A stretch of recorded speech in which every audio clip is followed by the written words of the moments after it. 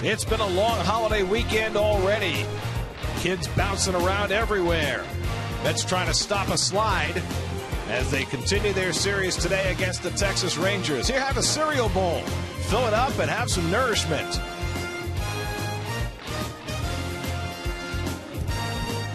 At Citi Field in New York, the New York Mets play the Texas Rangers. And a pleasant good afternoon, everybody, and welcome to Citi Field. I'm Gary Cohen. Keith Hernandez will join me in just a moment.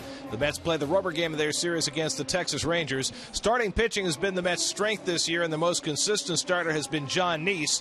But Neese today was placed on the 15-day disabled list, not because of the line drive that hit him in the ribs, but because of a left shoulder strain that the Mets are concerned about. His fastball topped out at 86 miles an hour in the brief time that he started on Friday. So Neese goes on the DL. Buddy Carlisle up to help out the bullpen. And Keith, it looks like Dylan G is going to be ready to take Neese's spot in the rotation on Wednesday against the Braves. Well, you remember Neese had the shoulder issues last year at his rotator cuff, and there might be a little fatigue there, and with G coming back, it's a perfect time to put Neese on the DL with the All-Star break right around the corner. As you said, Gary, he'll just miss one start. They'll get the rotation back in order. G coming off the lat injury that's kept him out nearly 2 months. He threw a bullpen session today. Looks like he'll be good to go. Meanwhile, the Mets got their captain back last night. David Wright returned to the lineup in the Mets' loss to the Rangers and had a base hit in 4 at-bats. Well, a 1 for 4 with a double, and I think what was most glaring in David's absence, and this is no knock to Eric Campbell. Eric Campbell's hitting the ball solidly, but David's glove was really missed in those games that he was out, particularly in the Atlanta series and in the first game in the series here with Texas.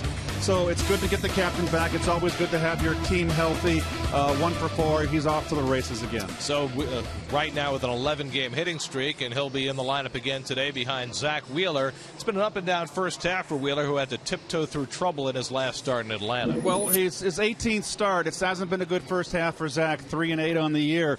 His last start in Atlanta, he only gave up 1 run and was the winning pitcher on the winning side.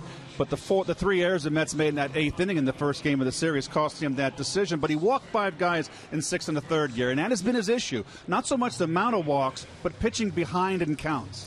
On the other side for Texas, right-hander Nick Tepish, who's done a nice job filling in their rotation. Well, he's his 9th start of the year, called up in mid-May, the Missouri Tiger. Last year was 4-6. In interleague starts in his young career, he's had 5 of them. He's 0-2 with an ERA over 7.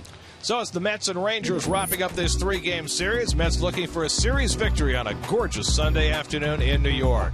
All the action coming your way on SNY.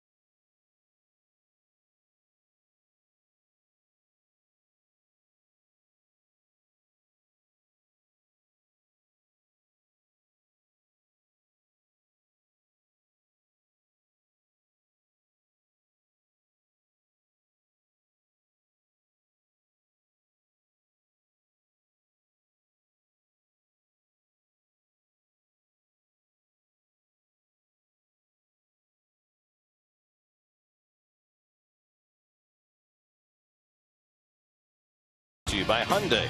Hyundai leaves the rest wanting. Find out why by visiting buyhyundai.com today. By New Era, the official cap of Major League Baseball and proud partner of the New York Mets. By Geico. And by Heineken. Open your world. Huey Lewis in the News is coming to Citi Field for a concert after the Mets-Marlins game Saturday, July 12th as part of the Mets concert series presented by Dwayne Reed. Catch Huey Lewis in the News live in concert July 12th. For tickets, visit Mets.com/concerts. All right, time for your AT&T fan photos of the game. Tweet or Instagram your photo using hashtag SNYFanPhoto for a chance to have it shown later today during the game. Sparkling Sunday afternoon on Mets Plaza outside Citi Field. Mets and Rangers, first pitch coming right up.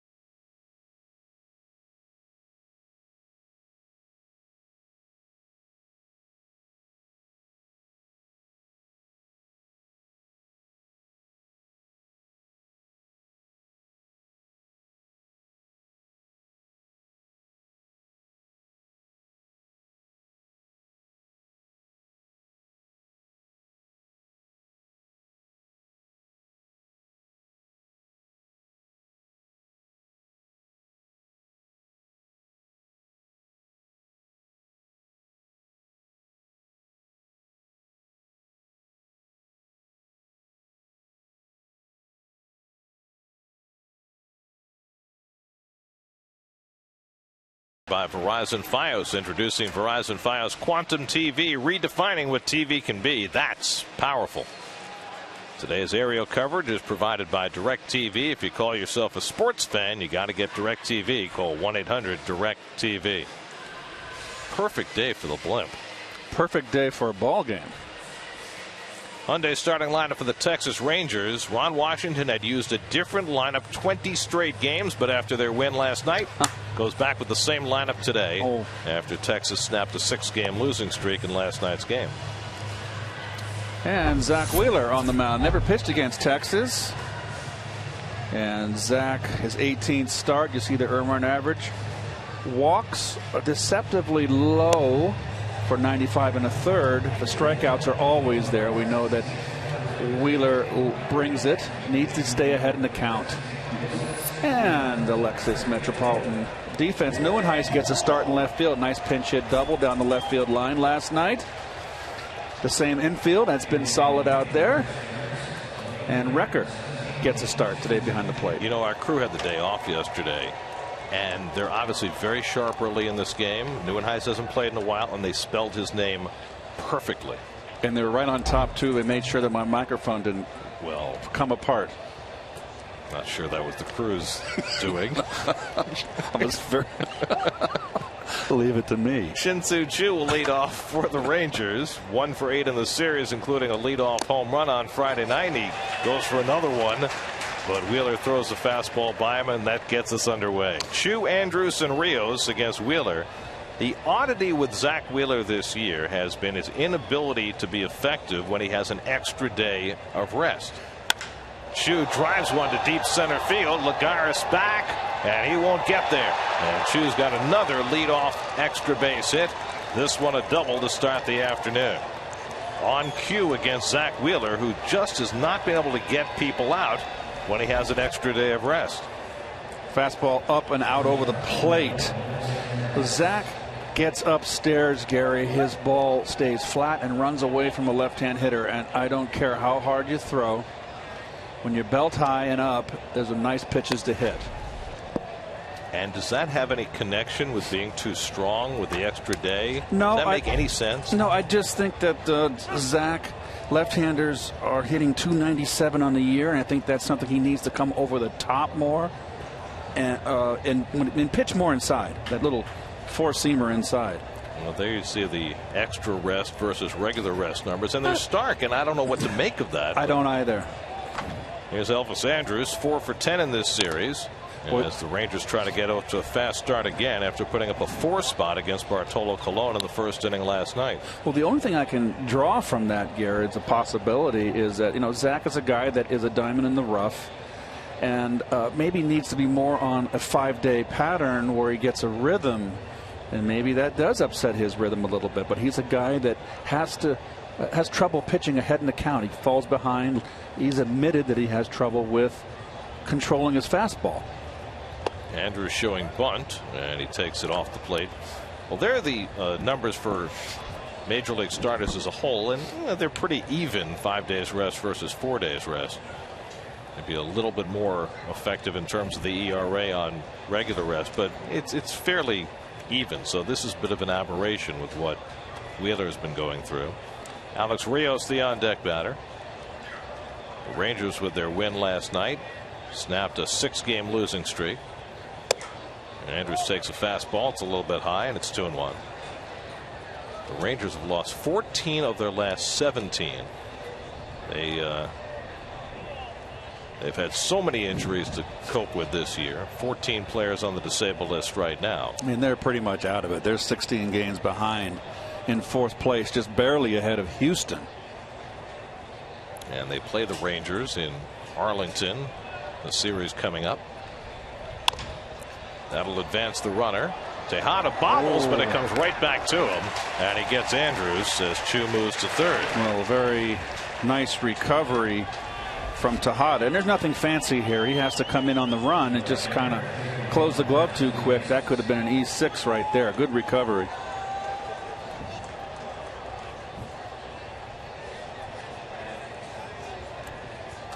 He was fortunate that ball came back to him. So an advancing ground out by Andrews, and the Mets are going to bring their infield in the 1st inning.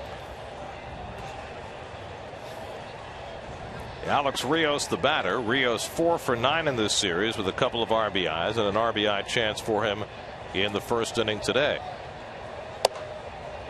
And Wheeler pours one in for a strike. Well, consistently at 95 miles per hour.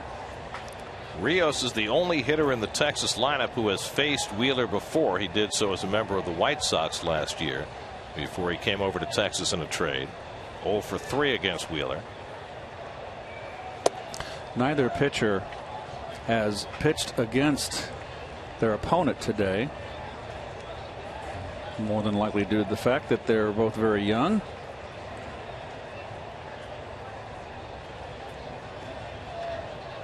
The first innings have also given Zach trouble. 6.88 ERA in the 1st inning. Hit sharply, and Tejada's there. Choo holding at 3rd, 2 out. Well, Rios making a bid, but Tejada quickly to the backhand side. Nice backhand by Ruben. Ball ripped. One hopper, big hang with him.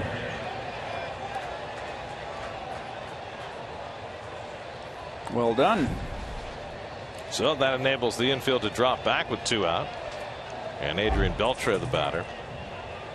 Now I wonder, if you play the infield back and the ball is hit that hard at the shortstop, does he still have to play at the plate? Yes. Yes. Because it's hit that hard. Absolutely. Well, Beltre has homered in each of the first 2 games in this series. The one guy you've really got to watch out for in this lineup. And Wheeler misses a location but gets a strike. 0-1. Well, what a career this man's had. Started out with the Dodgers. Jew at third and 2 out. Beltre now with 387 career home runs. Grounds one foul. He became the 6th player ever to hit home runs in each of his first 2 games at Citi Field. This is Friday night, a bolt to center. This was a shot, line drive, dead center. You don't see that. I have not seen that since the stadium opened. And there's the solo shot. That was in the 4th? Third, and made it 5. Gave the 5th run for the Rangers. That was all that Colon gave up, and Bartolo was able to get his way through 7 to help out the bullpen. And after falling behind 5-0, the Mets had every chance to come back in that game last night, but that old bugaboo. They did not hit in the clutch. Exactly. So did not take advantage of their opportunities and stalled after getting within 5-3. Now Wheeler with a chance to get through the inning, ahead on Beltre 1-2. And the breaking ball looped foul. That's one thing that I noticed. Beltre had a real long at bat against Colon late in the game last night. Eventually struck out. A multiple pitch at bat, and he was fighting off a lot of hard sinkers in. But then when Colon, I thought, had him set up for the breaking ball, he fought it off like he just did right there from Wheeler. Well, that's an amazing 2-strike average, 328. Anything over 240 is good. And Beltre, that's why he's 2nd in the American League in batting, hitting .335 for the year.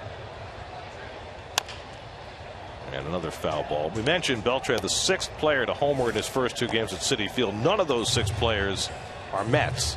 They're all visiting players. Adrian Gonzalez, Jesus Flores, remember him, the catcher with Washington, Mark Reynolds, Chris Heisey with the Reds, and Jared Saltalamacchia are the other 5 who homered in their first 2 games in this ballpark. Lainez Martin would be next.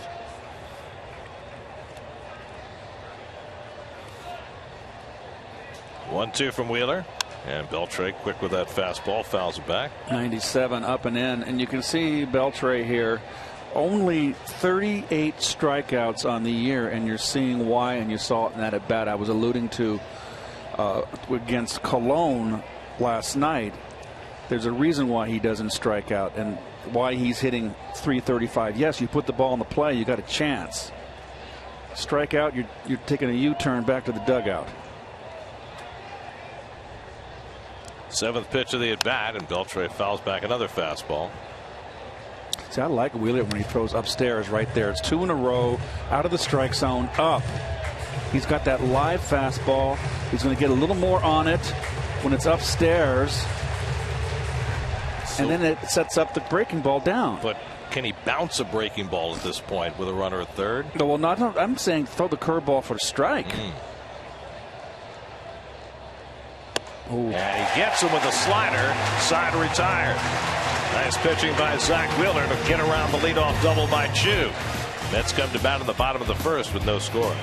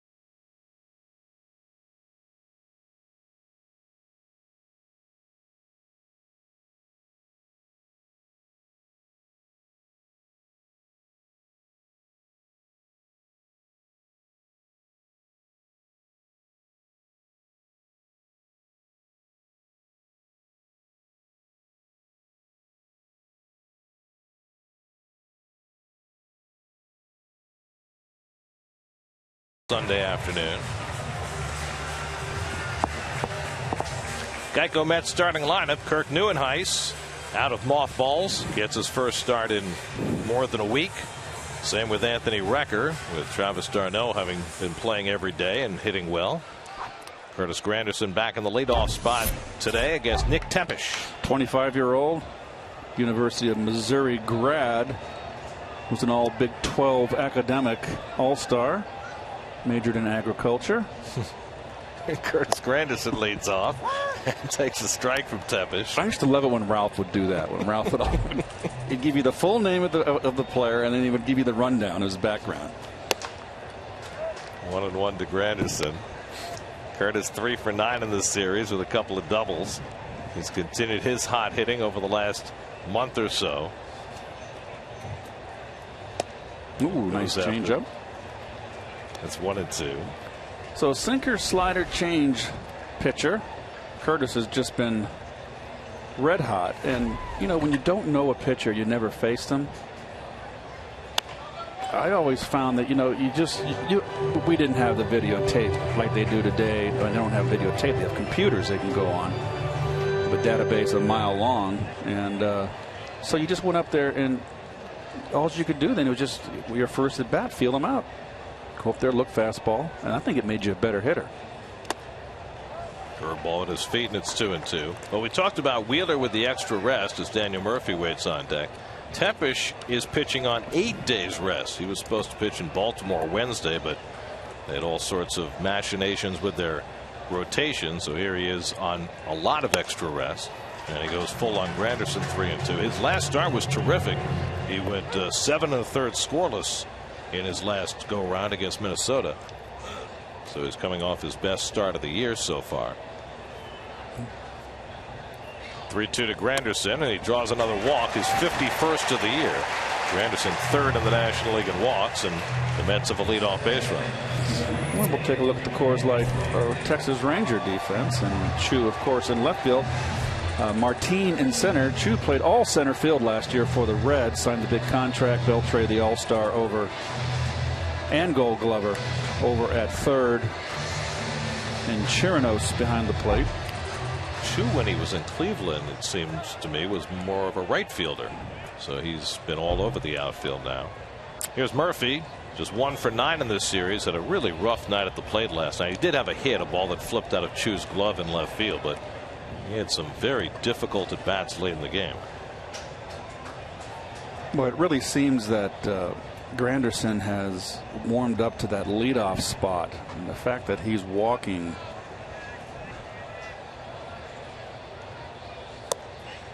just makes me feel that, you know, the Mets can get solid bat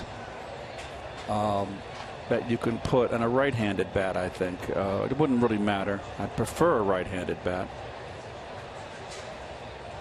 Well, it's interesting. I mean, plans change, right? I mean, Granderson was brought here to be a middle of the order hitter, a run producer. But as the season's gone along, it certainly looks like he profiles better as a leadoff hitter. Well, there you look at the walk leaders right there, and Curtis is right there, tied for second. He was never with the Yankees. He always hit in the leadoff or number 2 hole, excuse me, and you know, now he's obviously more comfortable there. So if you get another RBI bat. Murphy cracks one to center. Martin, though, has it lined up, and that's the first down. You know, you can put Duda in between the middle of them if it's another right-hander. I mean, obviously, if it's going to be anybody, it's probably going to be a shortstop or a corner outfielder. I think that d'Arnaud has shown signs of his bat coming alive, and I think he deserves a really, really good look. I think he's got a chance, if he doesn't try to hit home runs, he just hits doubles, to be a very, very good hitter in this league. Two of the fine citizens in the game right there, Carlos Pena and Curtis Granderson, exchanging pleasantries. David Wright steps in. David 1 for 4 in his return to the lineup last night. Missed 7 games with the bruised left shoulder. And David admits that shoulder is probably not yet 100%. He hits this one out to center field, and Martin is right there. And there are 2 out.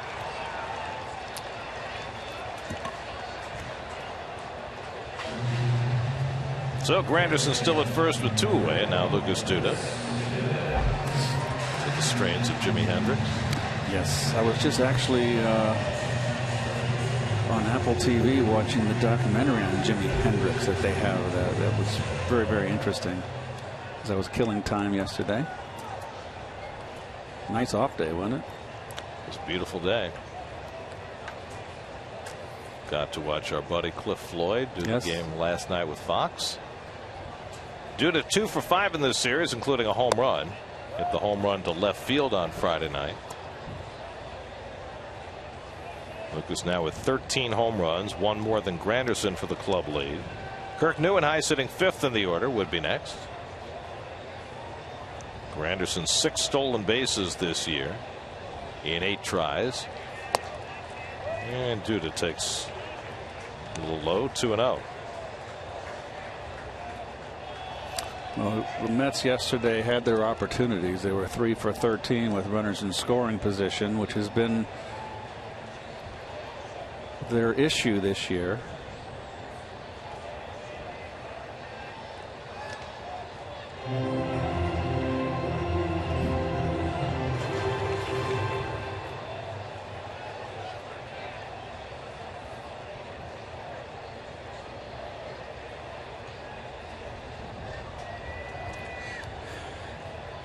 Tepish finds himself behind 2-0.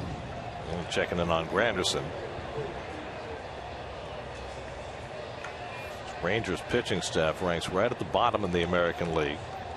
They've given up the most hits of any staff in the American League. Pitching is the name of the game. Duda takes one the other way. He's got a base hit. Chu can't cut it off, so Granderson will turn third. He's going to be waved home. Andrus' relay to the plate is not in time. A run-scoring double for Lucas Duda, 1-0 New York.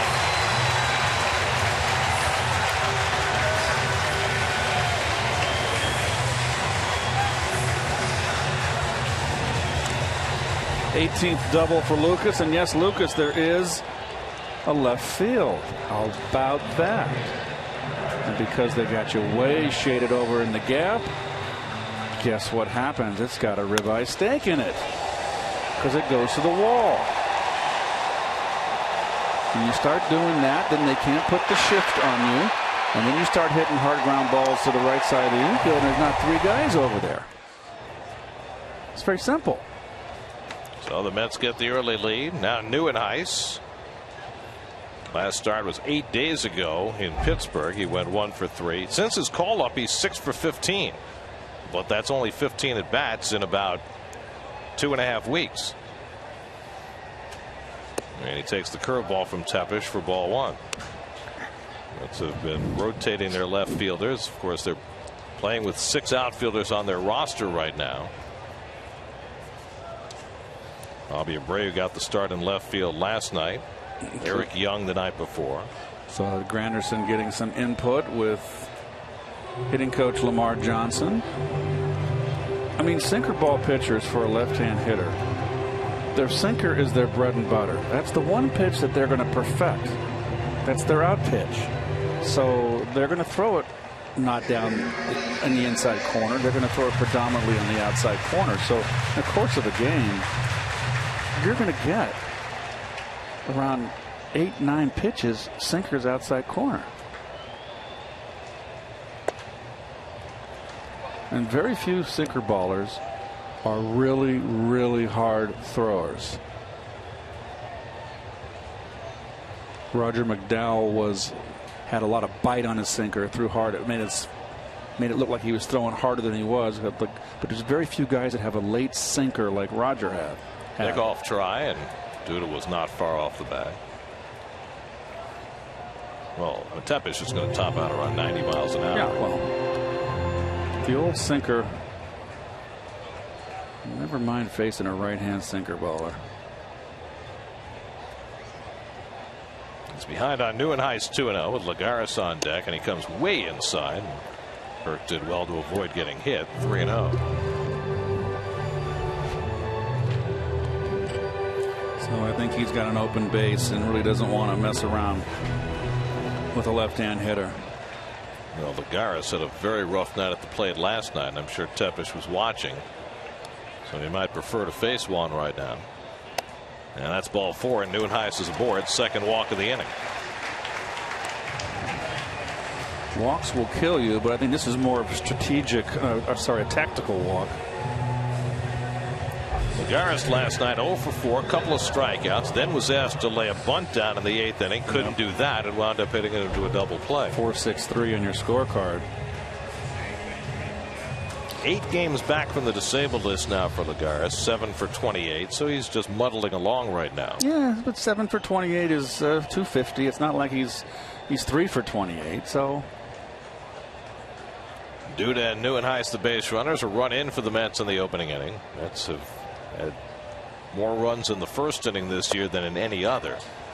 And Lagares takes wide for ball 1. They've now scored 56 runs in the first inning, by far their most productive inning.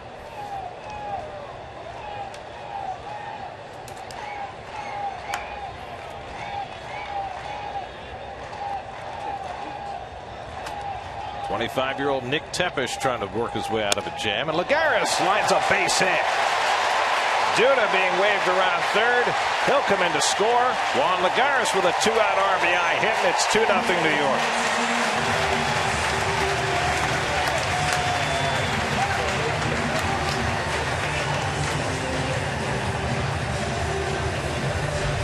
Flat slider, hanging. Not really. Nice hitting.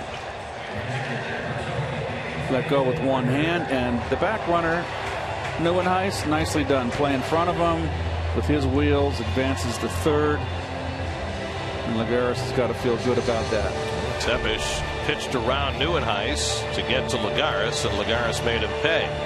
The elder of the Maddox brothers, Mike, the pitching coach for Texas, out to the mound to talk to Tepesh before he works to Anthony Recker. There's Mike, who at one time pitched for the Mets in the mid-90s. Brothers going in the Hall of Fame this summer. Along with Mr. Glavine. It's going to be quite a class. It is, with the managers too. 3 managers. So Nieuwenhuis at third, Lagares at first with 2 out. 2 runs are in. Here's Anthony Recker, his first start in 8 days. Anthony was playing a lot while d'Arnaud was in the minor leagues, but his playing time has shriveled up since Travis has been back. And he takes a slider for a strike. Anthony has really struggled with the bat of late. His last 14 games hitting just .159.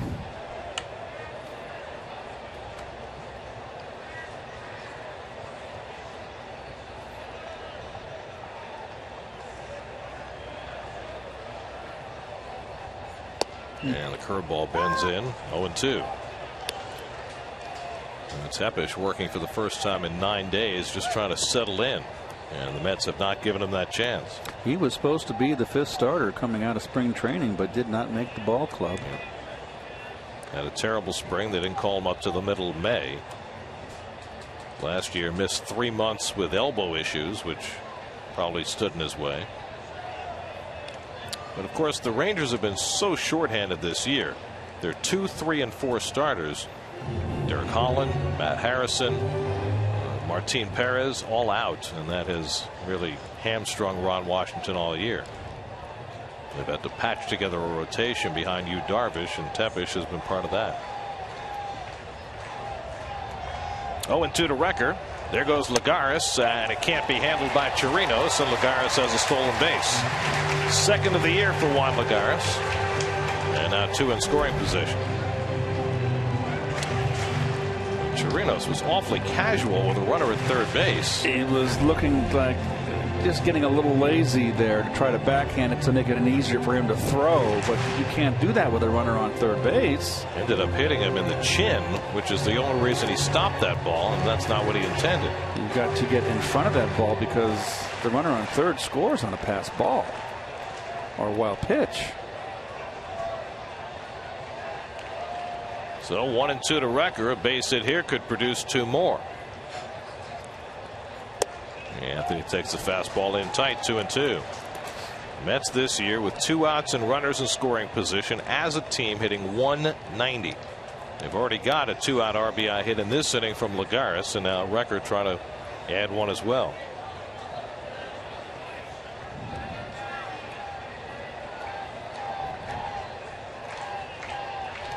25th pitch of the inning coming from Tepesh, and Recker fouls it away. Cutter from Tepesh.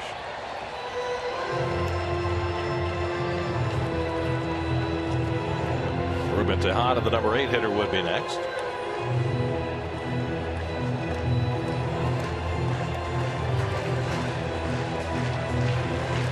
It's pretty, isn't it? The ballpark's always beautiful. From every angle. 2-2 to Recker. Curveball popped up, and then it'll come foul back. And beyond Chirinos' reach and out of play. We were here, Gary and I, as always, early before BP even started, and it's very quiet then. They haven't opened the gates.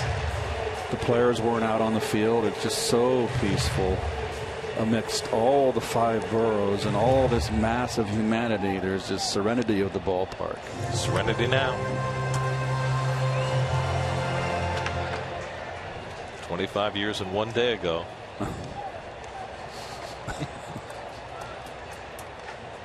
The saga that made you famous began. Oh, yes. Hit in the air to deep left field. Chu going back toward the corner. Right at the wall. It's out of here! Anthony Recker with a 3-run homer.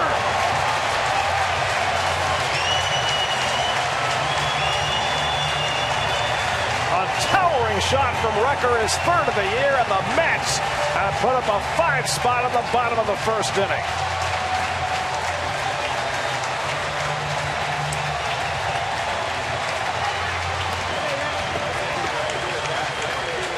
Well, Recker's 3rd home run, and can you believe it? The last home run he hit was way back on April 16th at Arizona. Fastball upstairs, no movement at all. Too much plate, and Recker, we know, is very strong. Nicely done. The Mets with their biggest 1st inning of the season. 5 runs are home. And now Ruben Tejada takes inside for ball 1. Well, last night it was the Rangers putting up a 4 spot in the 1st against Bartolo Colon, their biggest 1st inning in 2 years. And now the Mets with their biggest 1st inning of the season.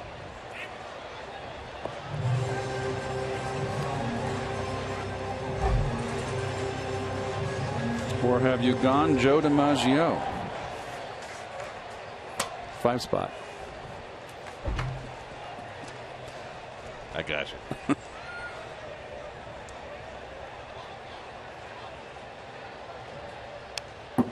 1-2 to Tejada, whose bat has cooled down after a month-long hot streak. Just 1 for his last 12. It all started with a walk to Granderson, and then with 2 out, the barrage. Duda an opposite field double for a run, a walk to Nieuwenhuis. Lagares with a base hit to play to run, and then Recker with a 3-run bomb. 2-2 now to Tejada, and Tepesh still looking for the pitch to get him out of the inning with 31 pitches already having been thrown. Well, I don't know if it's got elbow issues, but he hasn't got much of anything to get anybody out. No velocity. And now he's gone full to Tejada with Wheeler on deck. He's got that little cutter slider that he's trying to use, but he's not throwing strikes with it. Unable to throw his changeup for strikes against the left-hand hitters. It hasn't left him with much. 3-2 coming to Tejada. And he fouls it away.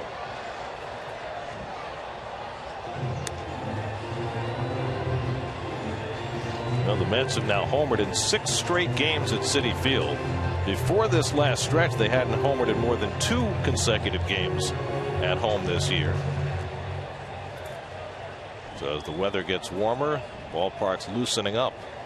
3-2. And Tejada walks, and the inning continues. 3rd walk of this 1st inning for Nick Tepesh. And Zach Wheeler will get a 1st inning at bat. We used to scream at a pitcher back in the day when they asked for a new ball. We'd go, it's not the ball. who are cruel. Chirino's going out to the mound to give his pitcher a pat on the back. And he could use a hug right now. He can use an out. Well, there's that too. Well, this is the first time in his major league career that Zach Wheeler has ever batted in the first inning. Zach is 1 for 26 at the plate this year. Tejada at first and 2 out. And Tepesh gets the first one over. 1 for 26 on the year for Wheeler, but in that 1 for 26, he scored a run. And as an RBI. He's made the most of it.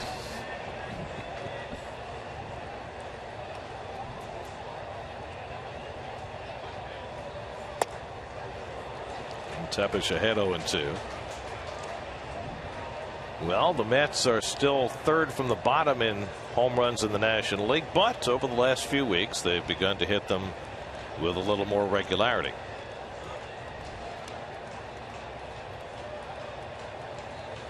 And Wheeler strikes out, and the inning comes to an end. But the Mets with their biggest first inning of the season. It would have been nice with 2, but even nicer after Anthony Recker swung the bat. Anthony puts a wrecking on Nick Tepesh. A 5-run first inning for New York.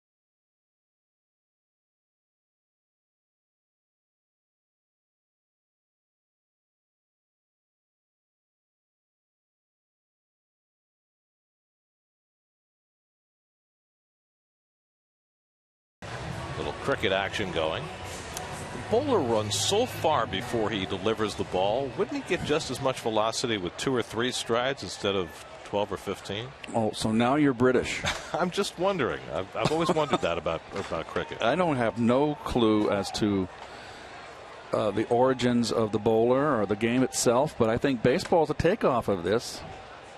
I love the fact that they can hit it behind them. Yep, foul balls are good. Of course, a big 6 going over the fence. That's the best.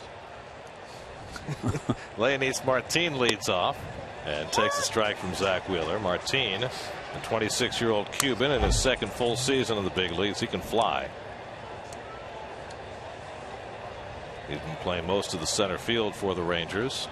Wheeler now staked to a big lead, and Martin floats one over Murphy's head and into right center. And so for the second straight inning, the Rangers have a leadoff hit.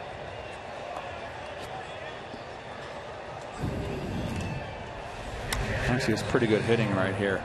The fact that it was down and in, and to the left, he was able to get the base hit, but still not a bad pitch.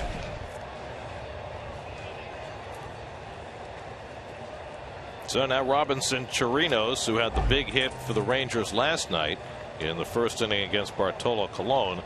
A home run to right center that off the bat looked like a routine fly ball, but it just kept carrying and carrying. And Chirinos, who's probably been the most pleasant surprise for the Rangers this year, had himself his 8th home run, a 3-run shot. Chirinos is a great story. He's 30 years old. He was in the Cubs farm system for 9 years. He was an infielder. After 7 years, they turned him into a catcher. And had a cup of coffee with Tampa Bay. Then he missed all of the season 2 years ago with a concussion before the Rangers picked him up. And here he is, a career minor leaguer or backup, who all of a sudden is having a career season.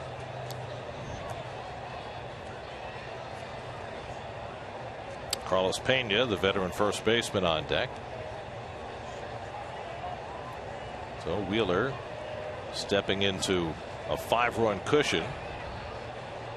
Guy who has struggled to win games this year now is presented with one on a platter against a struggling Texas team. Well, you know, the defensive breakdown the Mets had in that 8th inning in the first game in Atlanta, it would have been a W for him. He'd have been 4-8. He'd be looking at going 5-8. A nice recovery. Of course, he had the start 2 games ago here against Oakland when he just got littered by the A's. And Chirinos takes a strike, 1-1. Now, Leonys Martinez, a base stealer. You're down 5-0 in the second inning. Are you still running? Nope, definitely not. The only guys that do that are the speedsters, the real speedsters. Your Ricky Hendersons, your Lou Brocks, your Maury Wells. Martin with 17 steals, but he's also been caught 8 times. That's the most in the American League. So his percentage is not great. Every time I see a pitcher with number 45 on his back, and for anybody that's of our generation, no, you kids probably wouldn't even compute. You just think immediately of Bob Gibson.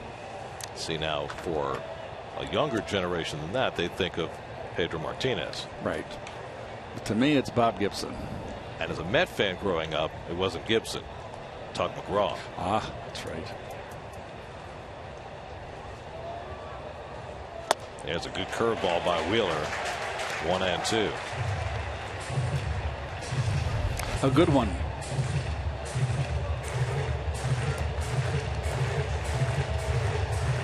Not a strike. Had him out in front. Of course, Johnny Franco also wore 45. He started out with 31, but gave it up for Mike Piazza when Mike arrived. That's right. Took 45 in tribute to Tug McGraw, fellow lefty reliever. Those Italians, they all stick together, don't they? Very nice of John to do that. Good fastball by Wheeler to get Chirinos for his second strikeout. Good fastball away. Outstanding.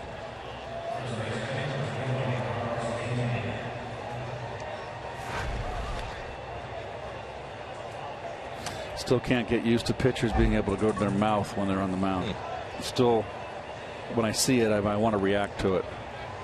It's like blazed in my brain, for lack of a better word. The overhead view of the extreme shift the Mets play against Carlos Pena. Pena snapped an 0-for-20 streak with an opposite field double last night. Made a nice play on a ball hit by David Wright in the hole too, late in the ball game. Always been a terrific fielder. Won a Gold Glove in Tampa Bay a number of years ago. Pena now 36 years old in his 14th season.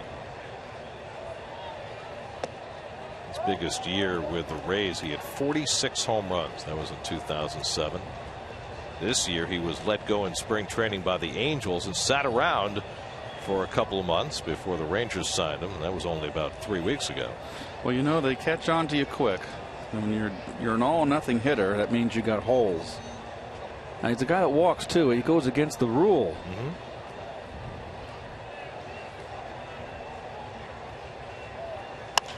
Pena hits one out to right, easy for Granderson, and that's the second out.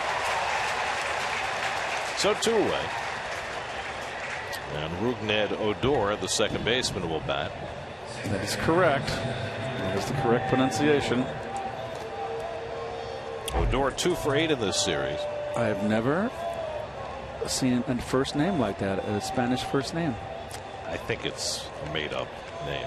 I don't think you do. It's a standard issue first name. I have never encountered one before. Kind of like your Torrealba was a made-up first name. Okay. I believe in Torrealba's case they combined the first names of his parents. That's right. I remember you mentioning that. To create that unusual name. Odor takes inside for ball 1. By the way, the last time the Mets scored 5 runs or more in the first inning, May of last year at Yankee Stadium. Last time they did it here was in June of 2012, also against the Yankees. And here they roll out a 5 spot against the Rangers to give Zach Wheeler a nice early cushion. 1-0 to Odor. And he takes a strike, 1-1. Well, the Mets got the Braves coming in for 4 games after this afternoon. They're 11 games out, Gary. Got a week before the All-Star break. You got the Marlins coming in over the final weekend before the All-Star break. So you're back in division. Move this American League on. Get it on its way. Well, the Mets will be back in the American League after the All-Star break when they go to Seattle. Right, and they still got to go back again to the West Coast and play 2 in Oakland. Right. That comes in August. This is the year the Mets play the American League West. And they've got Houston coming here to end the season. That should be interesting. We need the blimp for that one. 2-1 from Wheeler, and it's outside ball 3. Well, Houston is at least an interesting team to watch because they're a team on the rise. They've got Jose Altuve getting hits every time up. They've got George Springer, who they called up, what, late May, and he's got 17 home runs. The second baseman has turned out to be a really, really fine player. Altuve. Odor hits into shallow center. Lagares comes on to grab it. He was playing shallow. It was the right place to be. A hit and 1 left. 5-0 Mets in the second.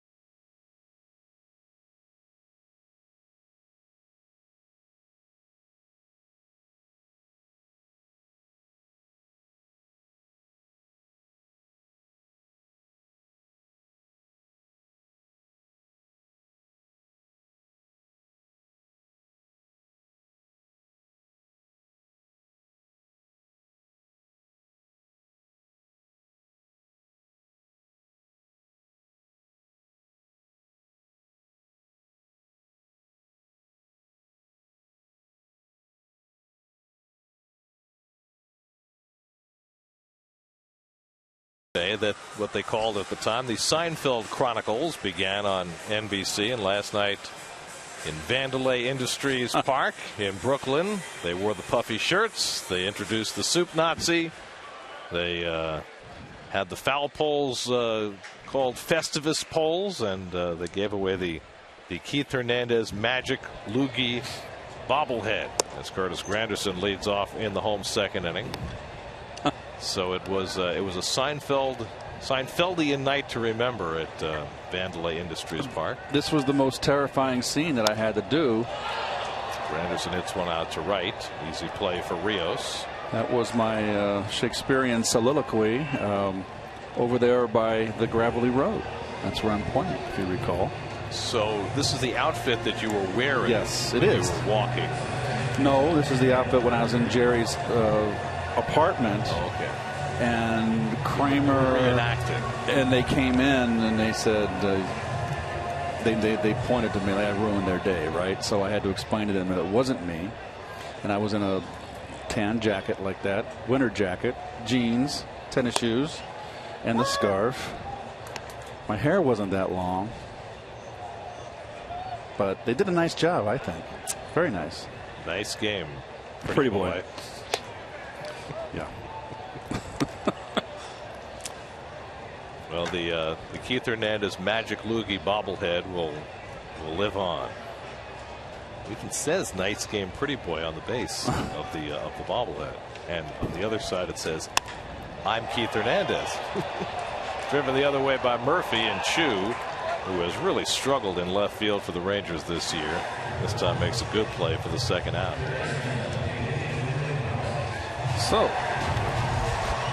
So you're saying that the Magic Loogie reenactment scene was tougher than the Elaine in the car scene? It wasn't so much I was a natural for the Elaine scene. So there was no pressure.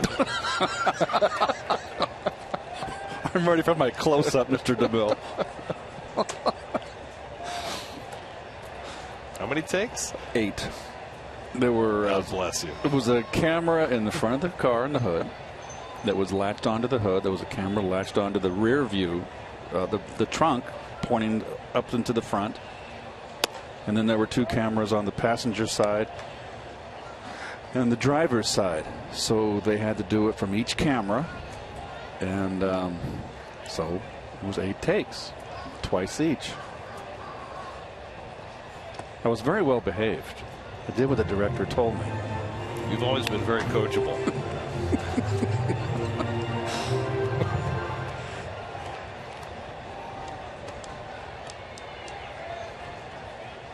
But I was very fortunate to do that, obviously. What a great experience. 2-0 to right.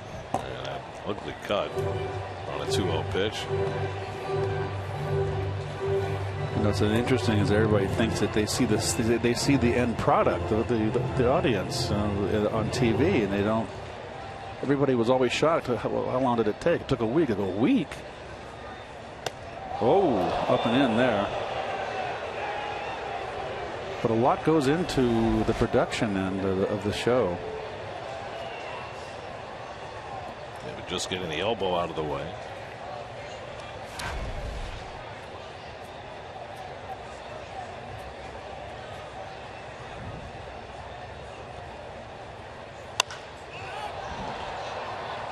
Payne is shading his eyes and stays with it to retire the side.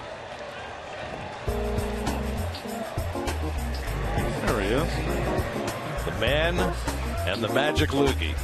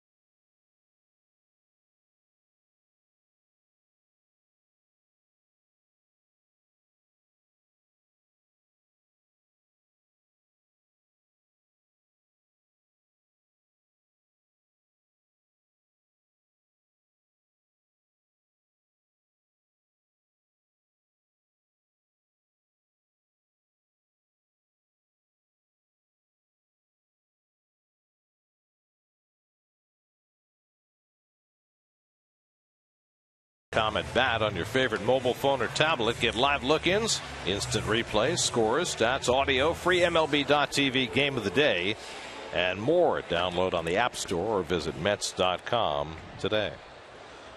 Beautiful shot. It's a beautiful sitting. That's to the right of the Empire State Building, was where I used to live.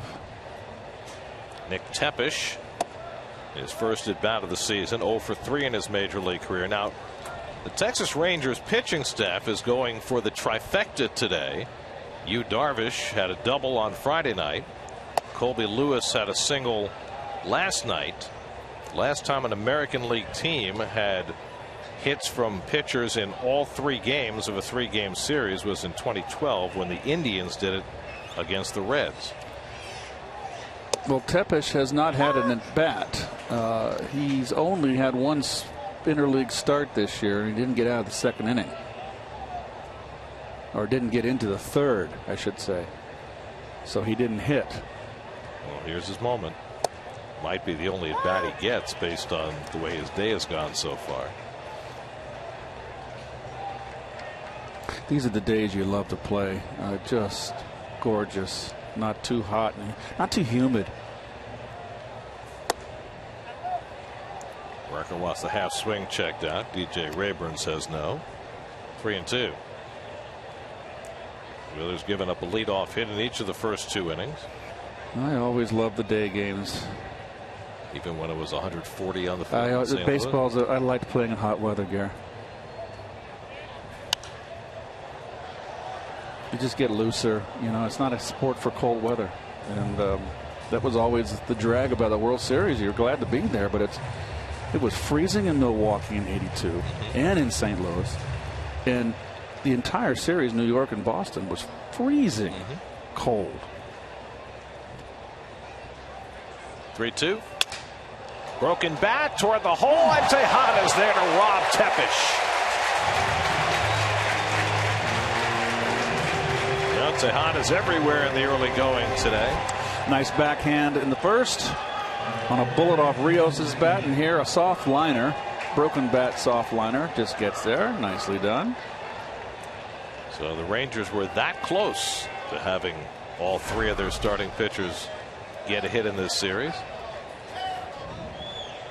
Here's Shin-Soo Choo, who led off the game with a booming double to center field.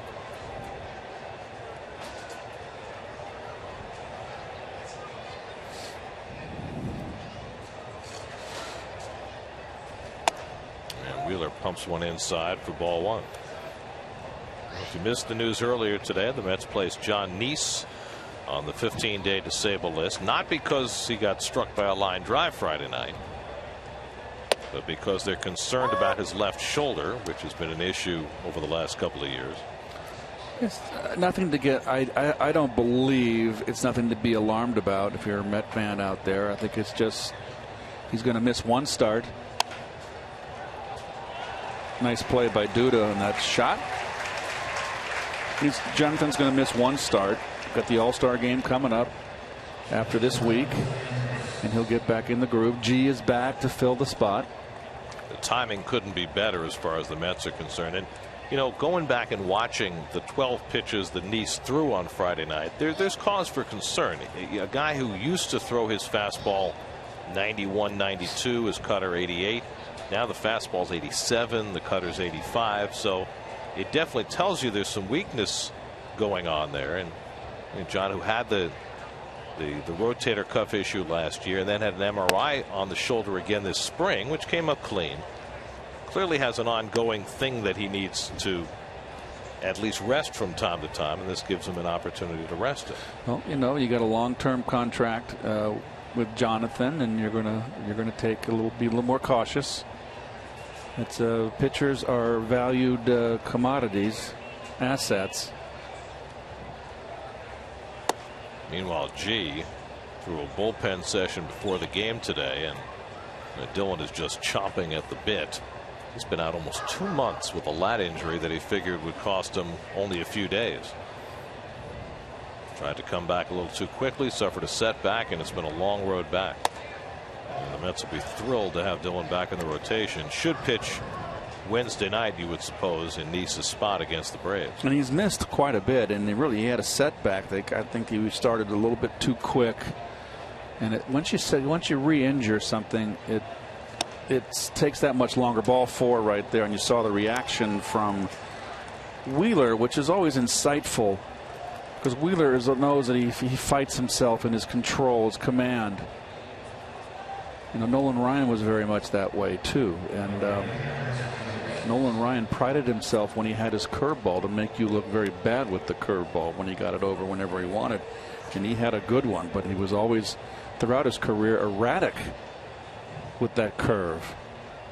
Well, Nolan had such horrible control issues early in his career, and then became a more refined pitcher later. Absolutely.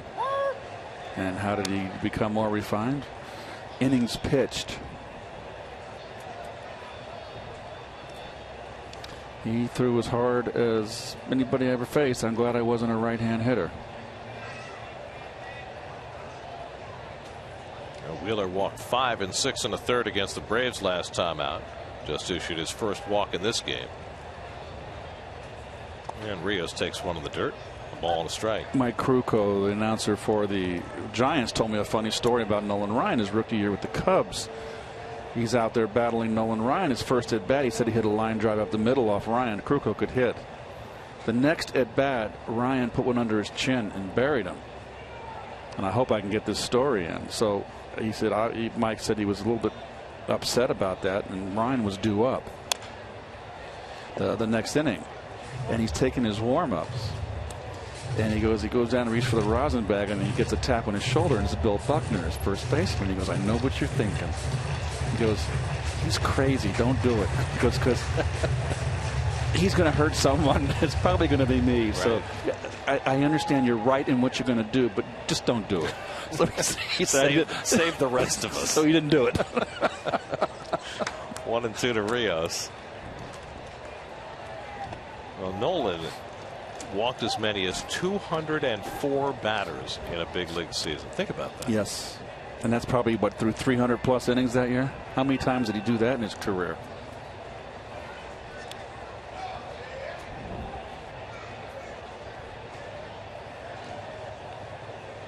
Twice he went over 300. Yes. The year he walked. Angels, wasn't it? When he walked the 200? What year he walked 204, he pitched 299 innings. And then with the Angels? Yeah. Strike 3 called. Rios caught looking. Third strikeout for Zach Wheeler. So he works around that first walk of the game. 5-0 New York.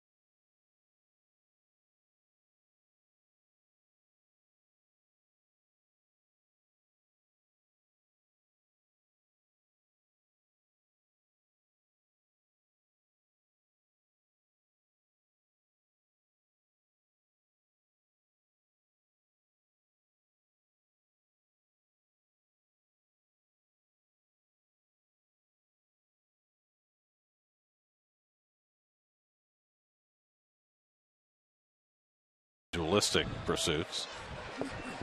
Guys that make a lot of noise. Never done that, have you? Once. A friend of mine has them down in Florida. They're actually quite fun. I would think so. Quite polluting. Yes. Lucas Duda leads off in the home third.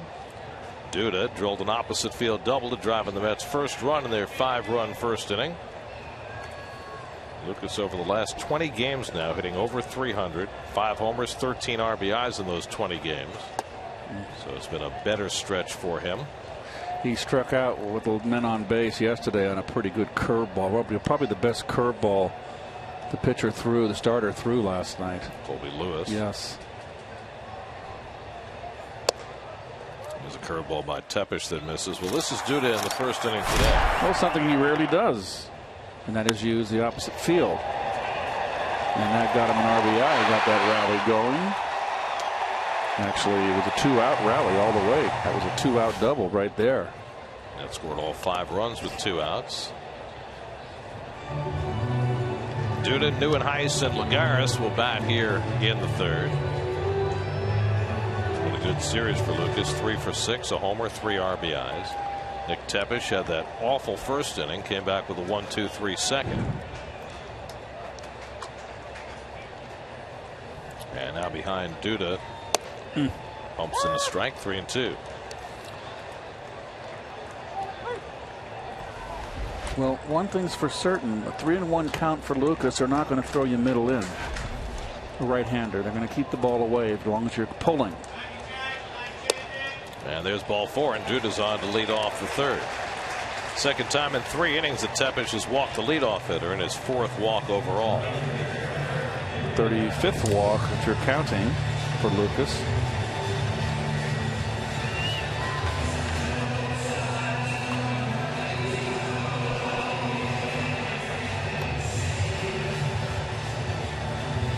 So now Neuenhuis, who walked on 4 pitches his first time up.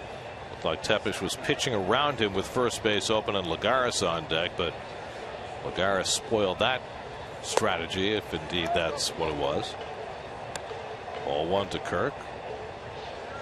We're in those wraparounds at the plate. Never understood hitters with the sunglasses. I thank my lucky stars I didn't have bad eyes and had to wear glasses or contacts. What about the shades as far as seeing the pitches? Well, they say I can't speak to that other than what I've heard from the hitters, and that is that they do see the ball. There's not an issue, but I would want the distinct. I wouldn't want any tint. And that's why I got crow's feet and got my foreheads all wrinkly, and because you had to really focus on that ball in day games, and over the course of a 17-year career, they don't make you wrinkle. Have you considered Botox? No.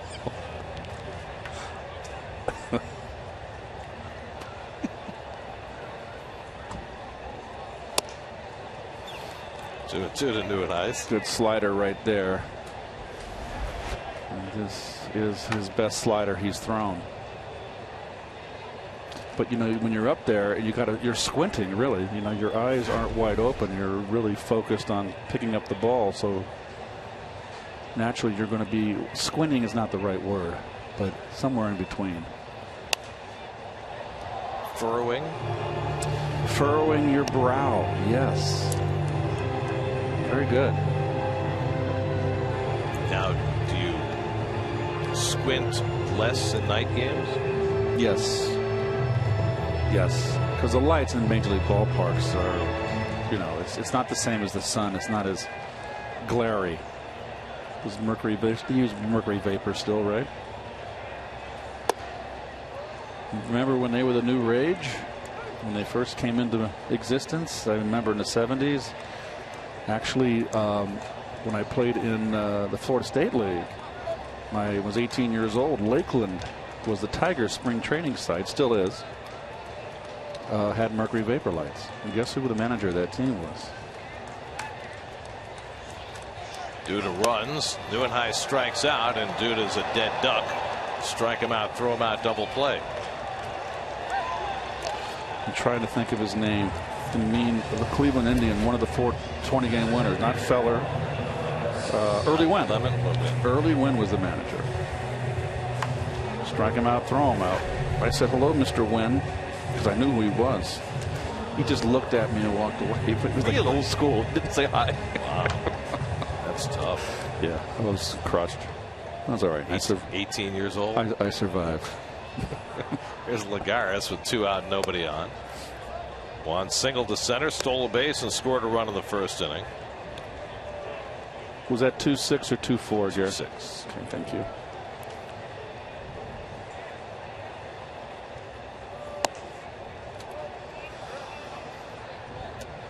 Oh, nice RBI single from Lagares, his first time up. Just been kind of feeling his way through since coming off the DL with that oblique, out for so long. That is such a slow healing injury that it would get me not to do my sit-ups.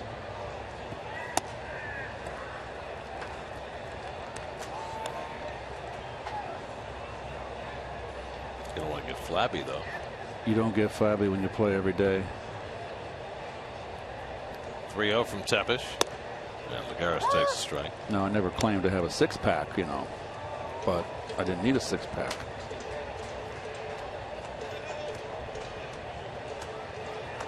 Well, it depends if you plan to parade around on the beach. Off the end of the bat, and Tepesh plays the spinner and throws out Lagares to end the inning. So a walk, nobody left. 3 in the books. 5-0 Mets.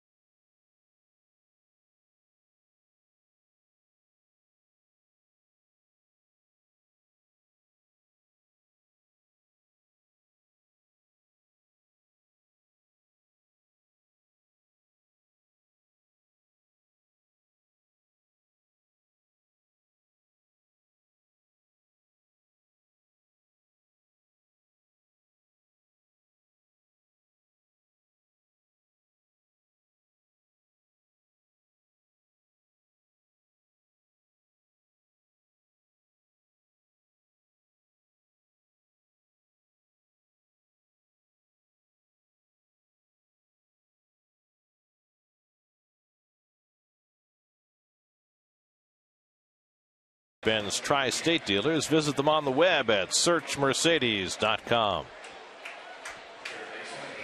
Oh, there you go. Freedom Tower. All of downtown Manhattan. And a little bit of the harbor out to the left. Adrian Beltre leads off in the 4th inning against Zach Wheeler, who works with a 5-0 lead. Beltre struck out after a long at bat in the first. I was interested to read this today, Keith, about Beltre. He's 35 years old, but he came up when he was 19. So at a less than fully advanced age, and he's still a star player at age 35, there are only 3 third basemen in history who've played more games at the position than Adrian Beltre. Brooks Robinson, Greg Nettles, Gary Gaetti. That's it. Wow. He's 4th on the all-time list. Weak ground ball. And his counterpart, David Wright, throws him out. I mean, it just gives you an idea how long Beltre's been around and that he's still playing at such a high level. We've certainly seen that in this series with home runs in each of the first 2 games. Over 2,500 hits, approaching 400 home runs, 4-time Gold Glover. Well, he came into this season playing 2,276 games, so he's over 2,300 games played now. Who was the all-time leader? David, why don't you? Brooks Robinson. Brooks Robinson. Third base, 2870. Nettles second, Gaetti third, and who's the all-time leader in games played? I think it was Hank Aaron. I think it might have been. Top 5, Dave. Leonys Martin fouls it off. I know Hank had the most at bats. Is Musial in there, you think? Musial did not lose but 1 year in the service. Pete Rose has got to be right. Yeah. In the conversation. Martin had a base hit his first time up. And takes the fastball high. So here you go. Rose number 1, Yastrzemski number 2, Aaron 3rd, Ricky Henderson 4th, Ty Cobb 5th. That's in games played. Okay, and then keep going down to 3,000. It's Cal Ripken is the last at 3,001. That's 8th. Musial is. Can you believe Musial and Eddie Murray tied at 3,026? Wow. Yep, Eddie Murray. Ty Cobb 3,034. Rusty 2,951. Weak cut by Martin on the fastball, 2-2. Let's see where I am on the list. If I'm in the top 100, just missed it. Those doggone strike years and lockouts, doggone it. Well, if you'd managed to play till you were 40. Well, 37 I'll take. I'm 188th on the list. How many games? 2,088. Okay. Next to just beat out Sherry McGee. So I believe that makes you the only player in history to play over 2,000 games and appear on Seinfeld. Yeah, right. Get me in the Hall of Fame. 3-2 to Martin is tapped to third. And Wright makes the running toss on target, 2 out. You know, there is an entire generation of people who never saw you play baseball who only know you from Seinfeld. I'm very much aware of that. It's opened up a whole new I mean, everybody they're baseball fans, but Seinfeld reached the whole nation, the world, everybody. The world, yeah. So certainly everybody knows me that watch Seinfeld. They remember, particularly New Yorkers. I mean, I can still walk in airports today and someone will come by and say, "Can I help you move?" or something like that. I was very fortunate. Now, it's been pointed out to me that Derek Jeter actually appeared on Seinfeld briefly, and he obviously played more games than you did. Yes. Okay. But that doesn't count. Yes, they didn't build a whole episode around him. I was a guest star. He just made a cameo. As a guest star, and I had my own little trailer. Yeah. Really? And it was hot. It's over in Burbank where we filmed it, I believe, on the set there, and it was smoking. And I remember all the extras had to sit outside in that heat. But you were no extra. Chirinos slugs one to deep left field toward the wall, and it's out of here. Robinson Chirinos homers for the second straight game, his 9th of the year. Well, amidst the morass that has been the Texas Rangers season, this has been the biggest bright spot, the emergence of Robinson Chirinos, and he gets Texas on the board, 5-1 New York. Only the 7th home run Zach Wheeler's allowed this season. Zach has kept it in the ball yard. There's no question about that.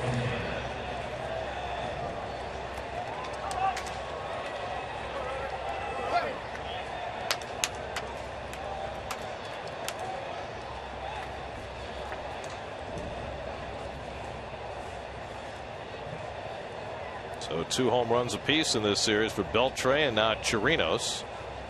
And now Carlos Pena bats with 2 out and nobody on against the full shift.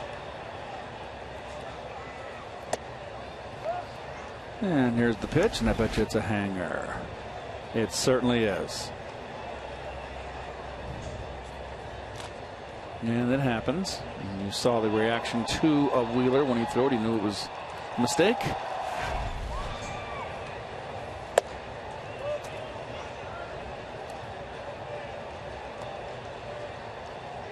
So Chirinos gets the catching gear back on, and Wheeler will set about trying to get the 3rd out. By the way, just to keep a proper scorecard on this, Paul O'Neill, who played in somewhat fewer games than you did, 2,053, also appeared on Seinfeld. Okay, but now he, he had to hit 2 home runs in a game for the kid. Larry David trumps Jerry. Larry David's a Yankee fan. Okay, he was the boss. He made the final decisions. But the Mets were mentioned in the very first episode of Seinfeld. We know that Jerry was a big Met fan. Big Met fan. And the only reason he wanted to get that illegal cable was because there were so many Met games on cable.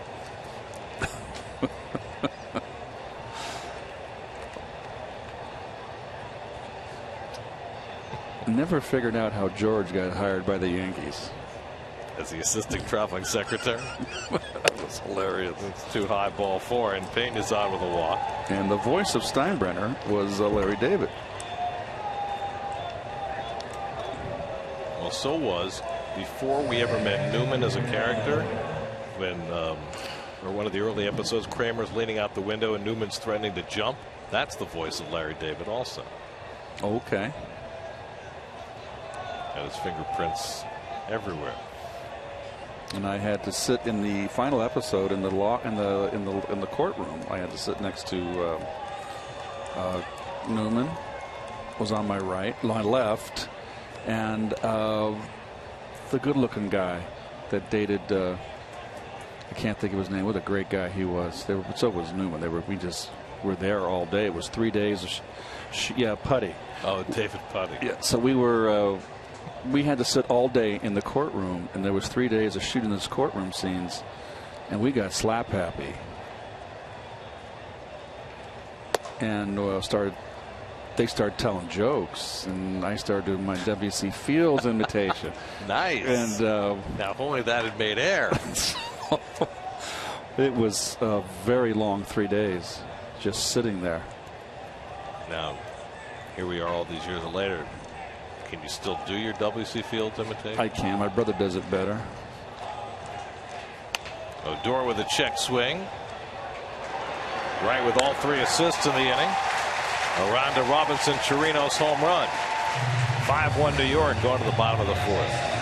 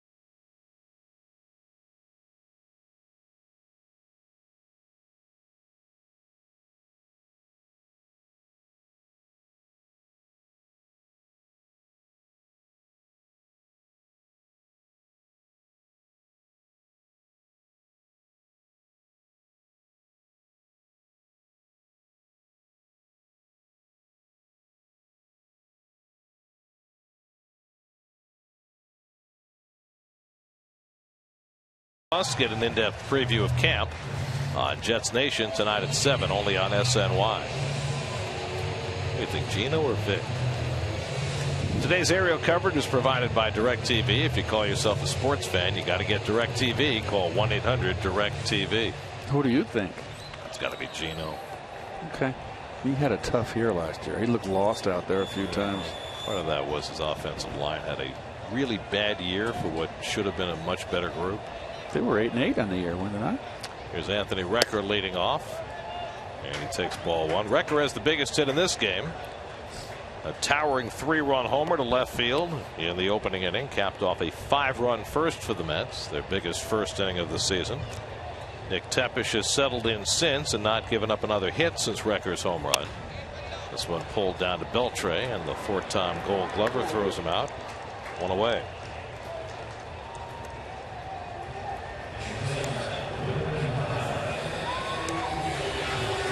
Now Ruben Tejada, who drew a walk his first time up. Want to send out happy birthday wishes to former Met manager Willie Randolph. The big 6-0 today. Oh, Willie. I'm older than Will. He's caught you. How about that? What are we? July. What is that? I forget it. It's July 6th. No, I was trying to think what sign he was.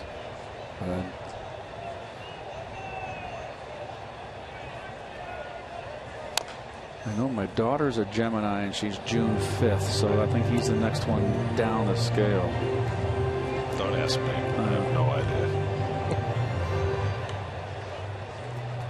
But, you know, when you look back at Willie's tenure as manager of the Mets, that's drilled into left field, a base hit for Tejada. Chu gets over to cut it off. Tejada's going to try for 2, and he'll make it easily. 8th double of the year for Ruben Tejada.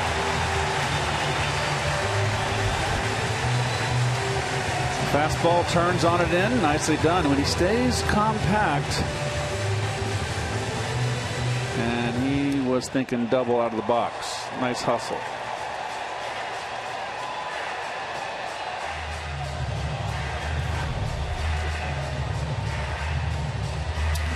So runner at second with 1 out and Wheeler the batter. I was going to say about Willie Randolph, when you go back and look at his tenure as Mets manager, took over in 2005, was let go during the 2008 season,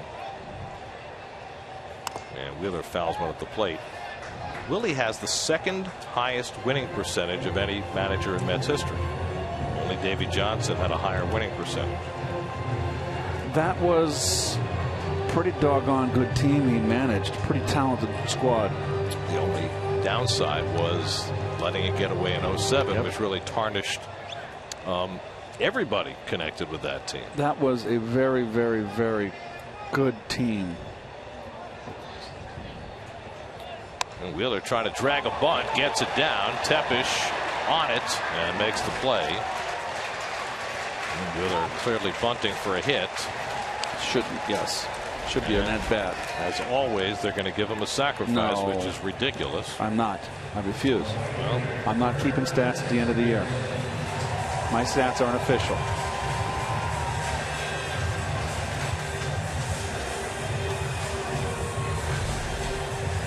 Bunting the sacrifice with a runner at second and 1 out is not a baseball play. Yes. So it should not be scored that way. Agreed. So 2 out, Tejada at third, and Curtis Granderson the batter. I was going to say the other thing that when you look back at 2006, and we all know the Mets expected to get to the World Series that year. But when you think back on the way the Met pitching was hamstrung in that league championship series, losing Orlando Hernandez on the eve of the series, losing Traxel during the series, being without Pedro, it's really amazing that they were able to get as far as they did. I mean, they used Oliver Perez to start on 3 days rest in Game 7. Yes. A guy who really hadn't even factored into their plans going into the postseason. Well, they had an offense. Delgado had a year that was, I think, the best year of any cleanup hitter in Met history. We had Carlos Beltran, of course. Amongst others. Third strikeout for Tepesch. 5-1 Mets after 4.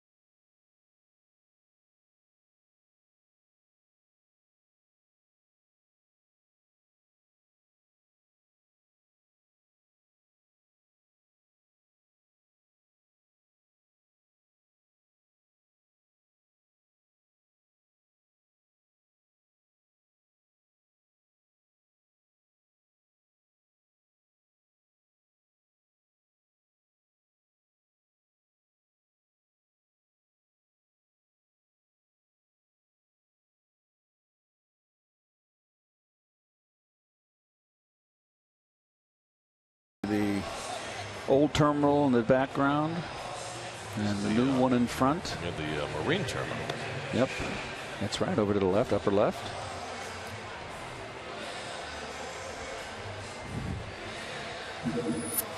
Your AT&T fan photo of the day comes from Elizabeth Fusco. That's a nice group on the concourse at Citi Field. Thanks for sending in your photo. Got the floppy hats going on. That was yesterday's promotion, so it's a recent photo. Nick Tepesch will get his second turn at bat. He had a broken bat liner to short that Tejada made a nice play on his first time up. Tepesch has been able to survive to this second at bat. It didn't look likely after that 5-run first inning. And Wheeler finds the outside corner and gets ahead 0-2. Well, you would think, the Rangers 16 games out, save your bullpen, but you know what? He's got 3 straight goose eggs. It's a 4-run ball game. A team can come back from that.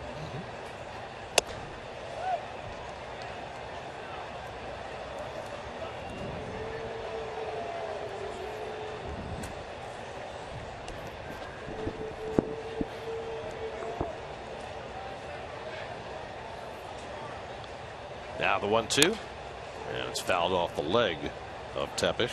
Now, will you get traffic today, Gary, with the holiday being over, going back to Connecticut? On Sundays, in every direction, in the summertime, there's traffic. Yeah, with me going back out east on the LIE, I'll be cruising, and everybody will be in the other side, struggling to get home.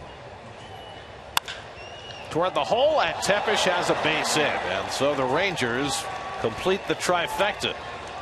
A base hit for each one of the Texas starting pitchers. First American League team to do that since Cleveland in 2012. Down and in, went and got it.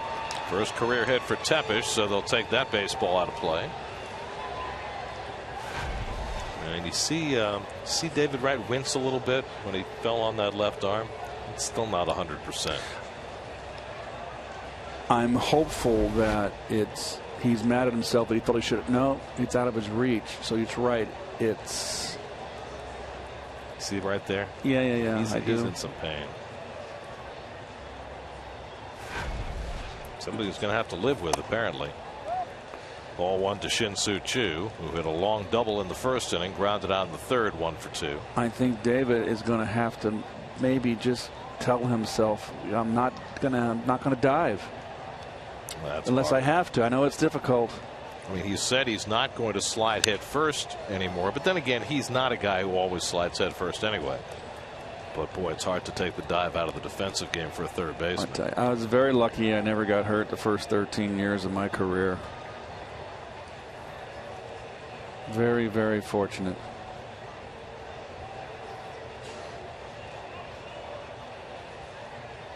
Dude is playing behind Tepesch at first base with a left-hand hitter up. And a check swing foul, 1-2.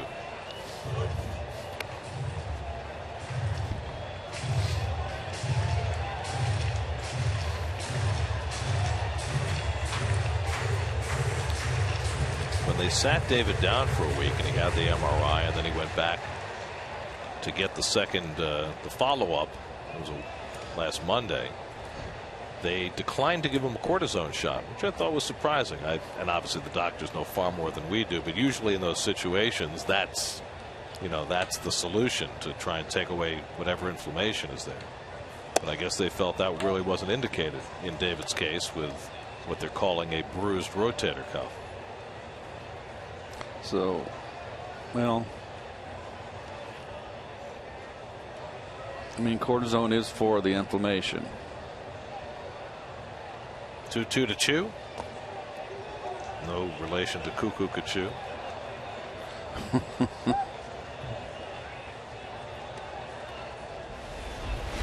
So the one thing about a cortisone shot that gets under the wickets, and fortunately there was a pitcher running because he should have been on second base.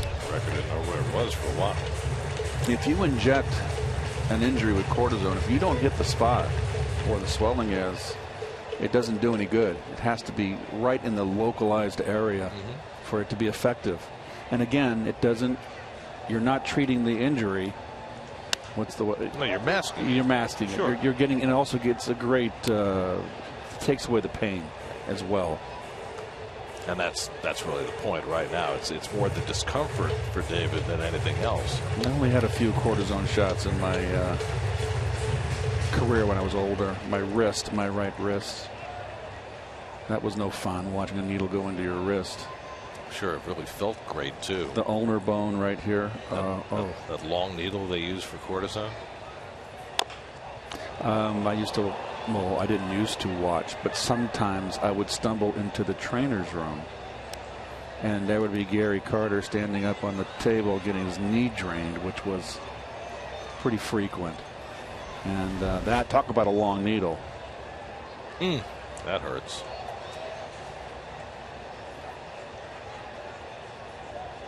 That's off bone right there. It hurts. It does. There's the old inside part of the ankle and above. This will be the 8th pitch of the at bat from Wheeler Chu.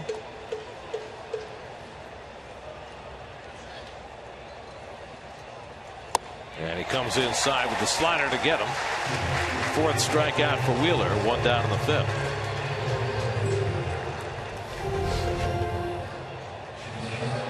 Good slider. Good one.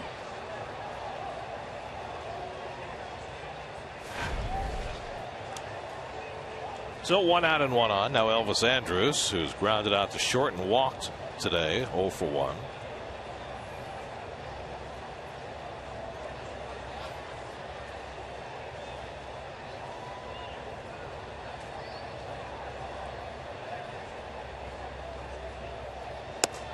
There's a strike.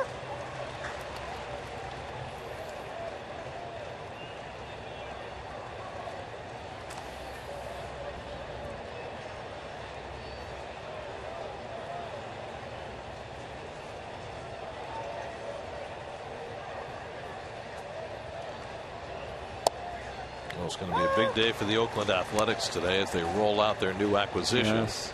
Jeff Samardzija is going to start against Toronto today at the Coliseum in Oakland. Are they going for a sweep there? Yes. How about Oakland? Kazmir pitched great yesterday. They sent Tommy Milone down to make room for Samardzija. All Milone had done is win 6 in a row. This tells you how strong they are now with that trade. Off the corner, 1 and 2. Picking up Jason Hamill and Samardzija from the Cubs. Certainly a lot of people have speculated about the other side of that deal and how it might affect the Mets down the road, with the Cubs now having a backlog of middle infielders with the addition of Addison Russell, who had been the A's top prospect. Russell goes to Double-A. That's the guy. That's the guy to keep your eye on. But I have a hunch that the Cubs are going to covet that young man, and they're going to try to deal Castro. Here's the 1-2. Comes inside, 2 and 2. And we've seen enough of Castro to know that he's just too unreliable, too loose. He's not a good defensive player. He's because he's lackadaisical. And his approach at the plate is certainly not what the Mets teach. He's that aside. He's too lackadaisical in the field for my liking. 2-2 to Andrus. Comebacker for Wheeler. They'll get the out at second. Tough man to double up. Get that slow, and they can't get Andrus. So the 1-6 force play on Tepesh for the second out. Nicely done by Wheeler too. A high hopper. Watch, he does not rush. Most pitchers here, high hopper. Oh, I got to rush. Just make sure of the first out. Nicely done. No slide out there from. Well, that was the pitcher, so we will forgive him. Yeah, and Tejada should have hung on to this. There's no chance you're going to double up Andrus on this play. So, I'm sorry, Gary, but Mets. I want the Mets to get guys that are hard nosed, come to the ball yard every day and put their 100% in. And I don't think Castro does that. I've seen enough of him.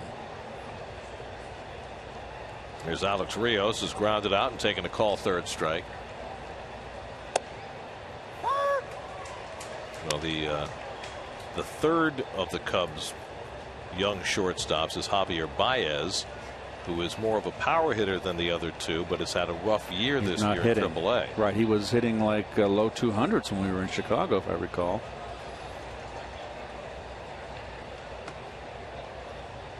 That might be the guy to buy low on, if indeed his stock has dropped at all in the Cubs' estimation.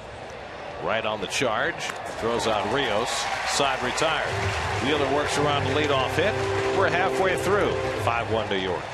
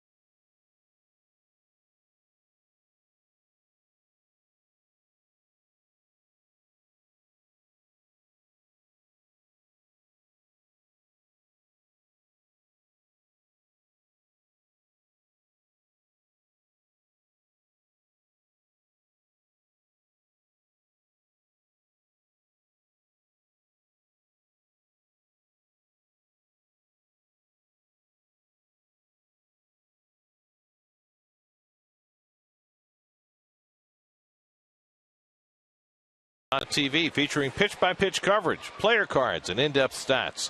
Check out SNY Game Day on SNY.TV, your online home of all things New York sports. It's still early on a Sunday. Just wait till later. Well, that's what, the Van Wyck right in there, that the LIE. Daniel Murphy swings over the slider from Nick Tepish to start the home fifth inning. Well, one thing's for certain, that LIE going westbound is going to be a nightmare. Every summer weekend. Murphy pops one up, and the right fielder Rios comes in to get it. One out. So Murph having a rough series, just 1 for 12 in these 3 games. Murph stacked back under, came into the game hitting .295. But Murph's been solid. He's been very consistent. 1 out and nobody on. David Wright coming up. Let's check in with Steve Gelb. Steve?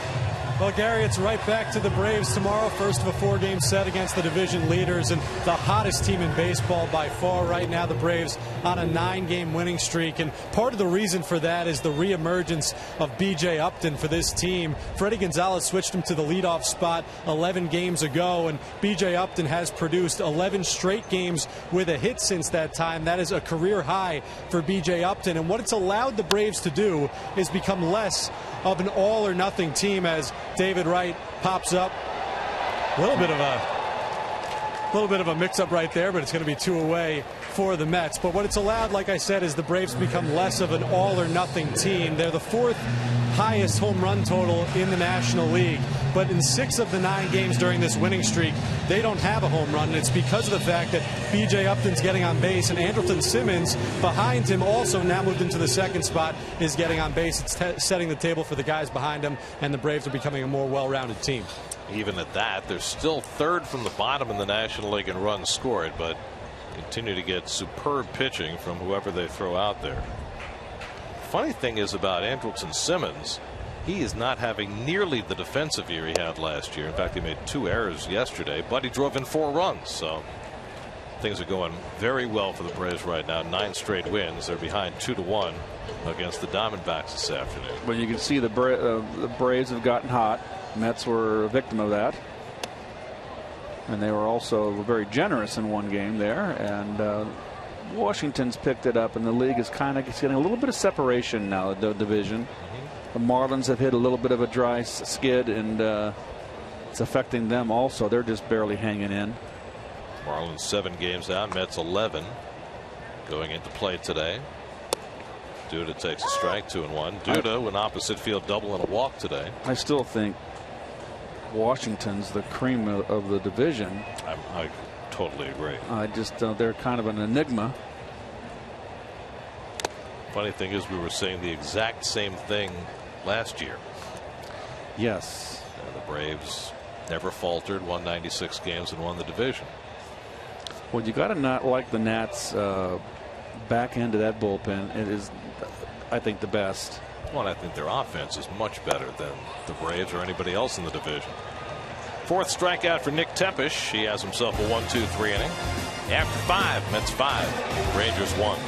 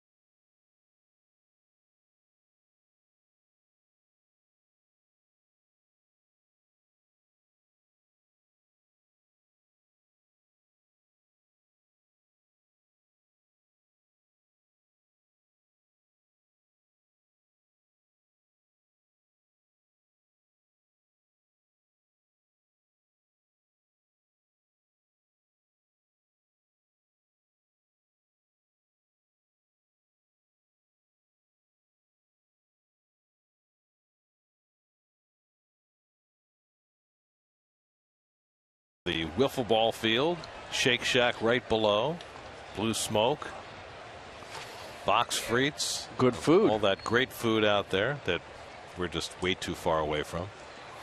It's probably a good thing for our waistline. It's a beautiful day for a ball game. I recognize him. Nice. Russ standing right behind us, his wife and kids. Russ brought us treats from Wall's Bakery today. Russ's daughter wanted an ice cream, one of those frozen fruit drinks, and your wife wouldn't let her get in there, so I happened to walk out and I played Santa Claus. I relished it. I got it for her. Adrian Beltre has struck out and grounded out today, 0 for 2. Each team with 4 hits, but the Mets put up 5 runs in the first inning. The only response, a Robinson Chirinos home run in the 4th off Wheeler. Well, 0 for 2 Beltre, a K, and a broken bat ground ball to third base. In the air to left, and right there waiting for it is Neuenhuis. 1 out. Let's check in with the studio for a game break. Jonas Schwartz is there, brought to you by your local Tri-Honda dealers.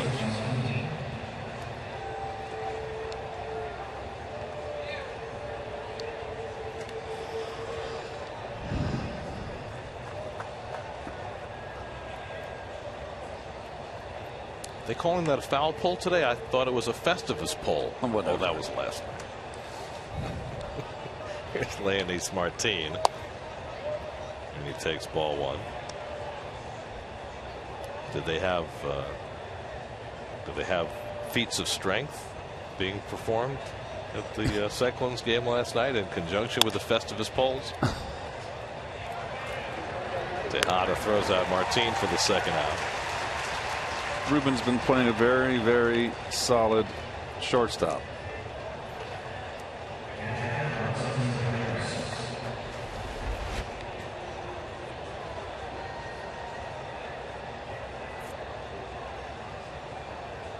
Nicely done. Good fundies. So 2 out. Here's Chirinos, who hit his second home run in 2 days. His 9th of the year in the 4th inning. Got the little elbow pad, a little protection.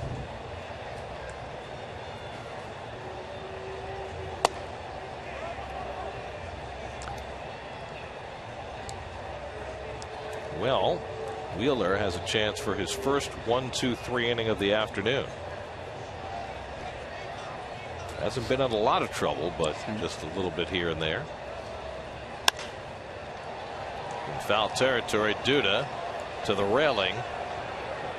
Not enough room.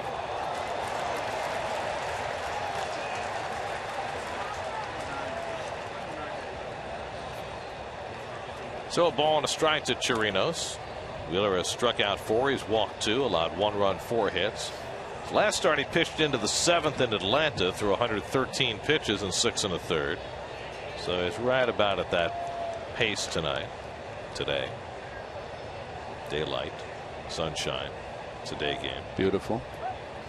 Have a normal dinner tonight. Hallelujah. 2 in a row. Unless could always play 17 innings. Well, you never know. It's baseball. No clock. Fly ball into shallow center field. Lagares shading his eyes. Neuenhuis over to help. And Neuenhuis had a better read on it. And Wheeler has that elusive 1-2-3 inning. 5-1 New York in the 6th.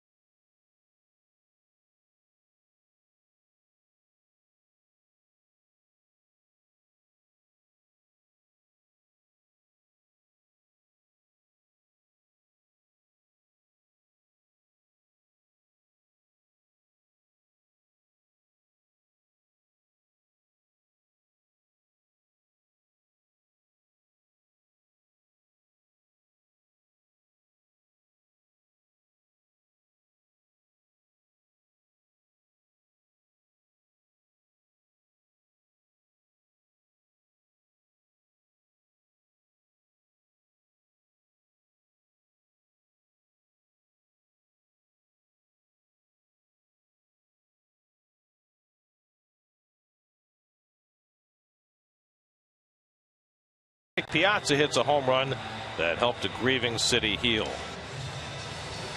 This week, relive the best sports stories from 2001 on Oh Yeah. New episode tonight at 10, only on SNY. Cheers. Now, which tense was that promo written in? Was it the past tense, the present tense? I couldn't tell. You know what? You read them every day. Neuenhuis cracks one to deep right center field. That is way out of here. Neuenhuis with a bomb. And the Mets lead it 6-1. Second home run of the year for Kirk Neuenhuis, and it was a no-doubter.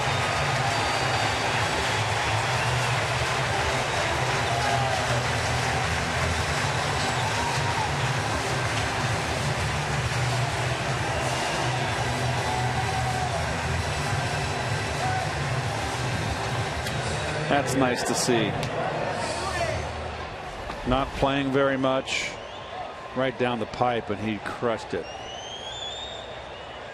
All Neuenhuis has done when given the opportunity since coming back from Las Vegas is hit.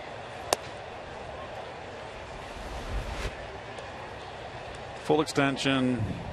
See, he's an upper body hitter. Very strong.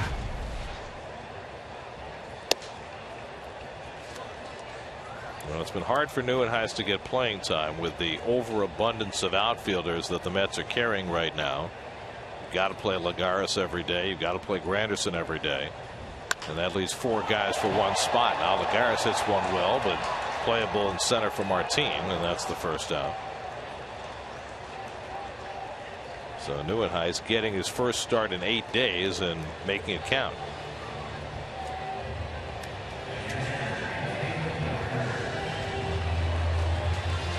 The last home run that Neuenhuis hit in this ballpark, remember that July 4th game last year that the Mets tied twice on home runs in extra innings? Recker and Neuenhuis, that was it. 14th inning on July 4th last year. Now a year and 2 days later, he hits another one.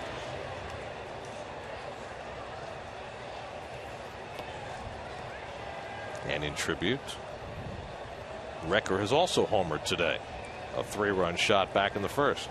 His third of the year, and he takes the curveball from Tepesh for a strike.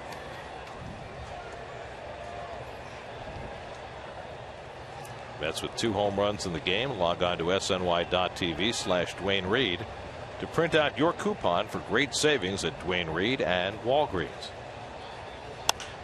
Recker pops this one up. And Odor makes the play for the second out.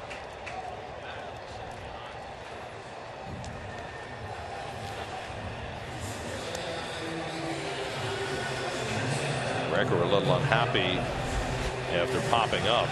It's because it was a slider up and to rip. He threw the bat. He almost hit the hot end in the on deck circle. Never throw your bat, kids. Well, you shouldn't. Try not to. Sometimes, you know, your temper gets the better of you. We understand that. I can sympathize. Don't want to hurt your pals, though.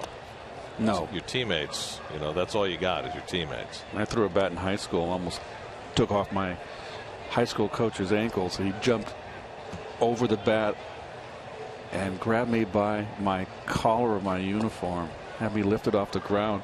Mr. Greenleaf. Now, which year was this? I was a senior. I was 17.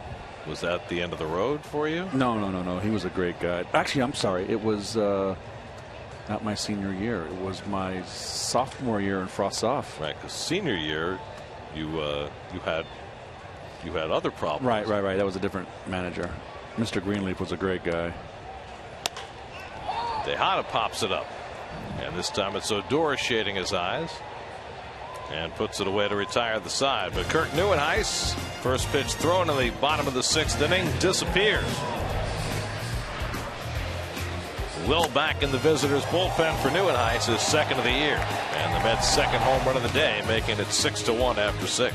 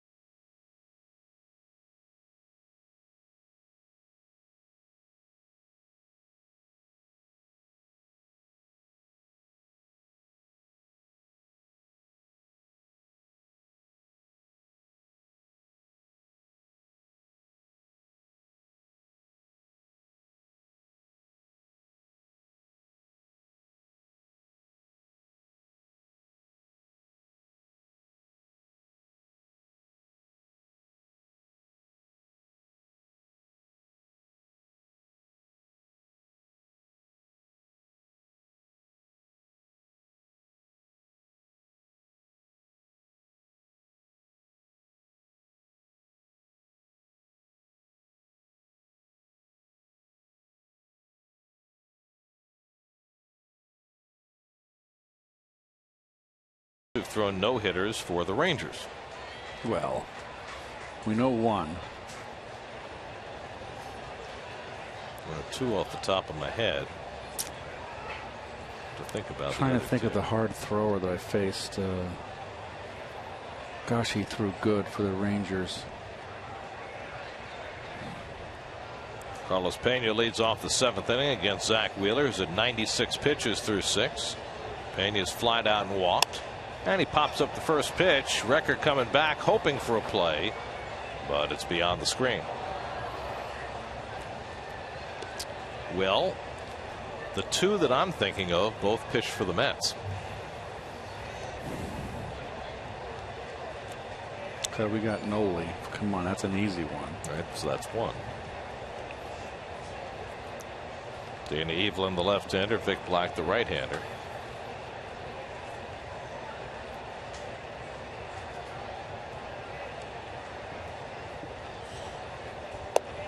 And the backdoor curveball misses to Pena. 1-1. Rougned Odor on deck, then the pitcher's spot for the Rangers in the 7th.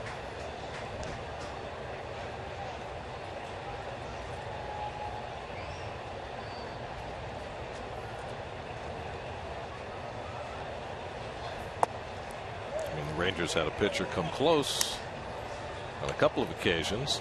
Yu Darvish, but he hasn't pitched one yet. Got to 2 outs in the 9th on 2 occasions. Trying to think of the guy's name, the right-hander. Jason Frazier up in the bullpen.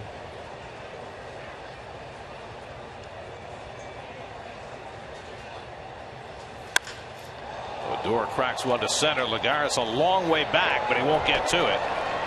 And Odor into second base with a leadoff. Pena into second base with a leadoff double. The second ball that got over the head of Lagares, something we very rarely see.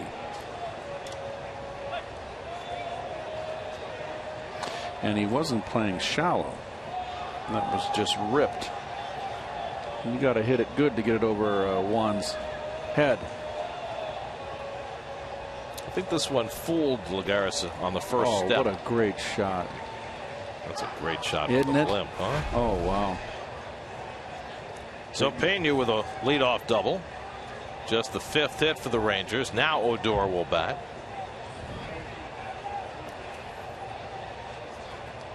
Odor is flied out and grounded out 0 for 2. Rougned.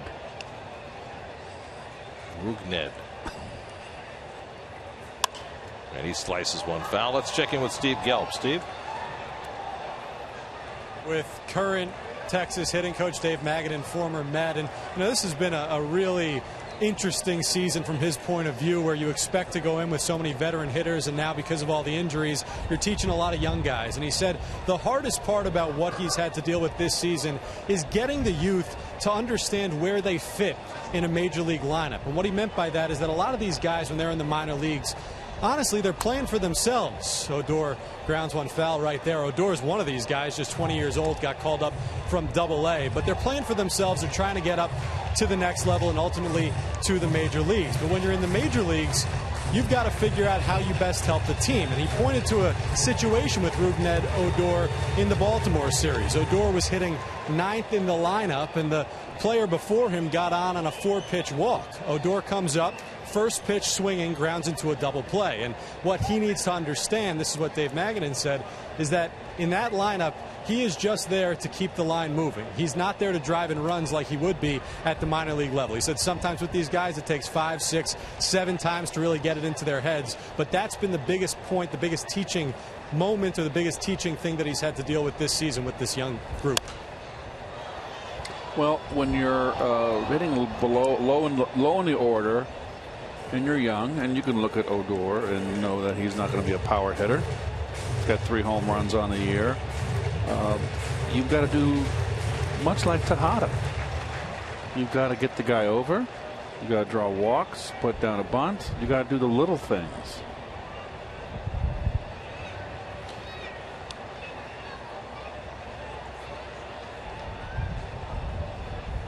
Nice curve right there from Wheeler. 20 years old playing in the big leagues, mostly you're just trying to keep your head above water. Right, and I understand what David Magadan is saying. You're trying to get your feet wet. You're trying to get yourself to stay in the big leagues. So you tend to be a little more self-centered and worry more about your hits. Oh, I love that. Look at that. The beauty of baseball. Is it not beautiful? It's very symmetrical. It is. And you know what? They've never changed anything. The distance, the bases, distance of the mound. It's perfect. Think about it. Just the way nobody drew it up.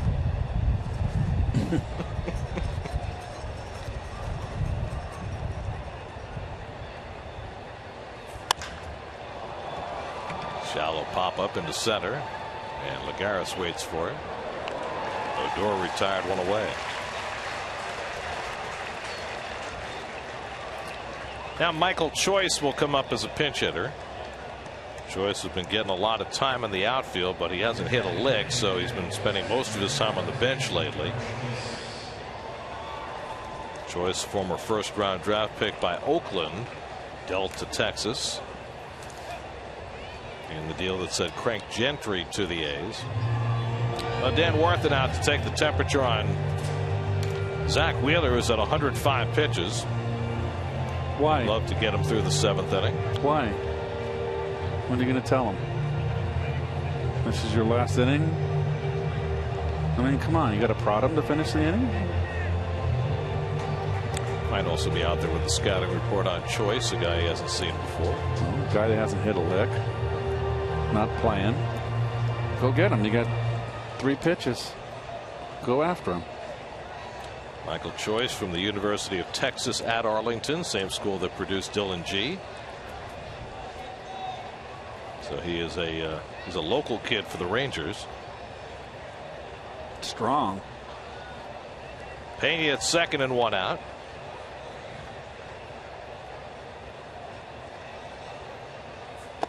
By the way Ron Washington wrote his lineup today, he does not have a left-handed bat on the bench, so no choice but to go with the right-hand batter, Michael Choice. And Choice is hitless in his last 14 ABs. Spot playing is not easy.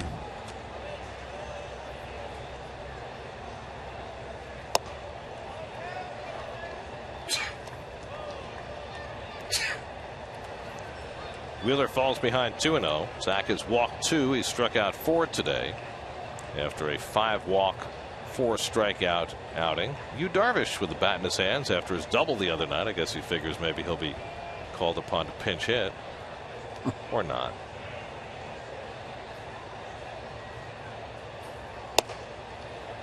And Wheeler misses with a slider. I don't know why he's throwing a 2-0 slider with a 5-run lead and a 173 hitter at the plate. Well, you got to pour in 3 straight fastballs here, or until he makes contact. He's going to take here, obviously.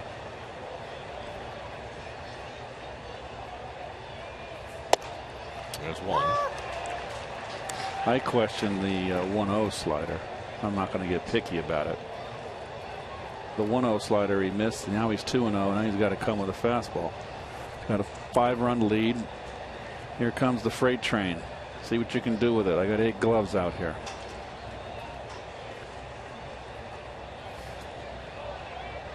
Three-1 to Choice, and there's slider on 3-1. He threw it 2-0. He throws it 3-1 as well.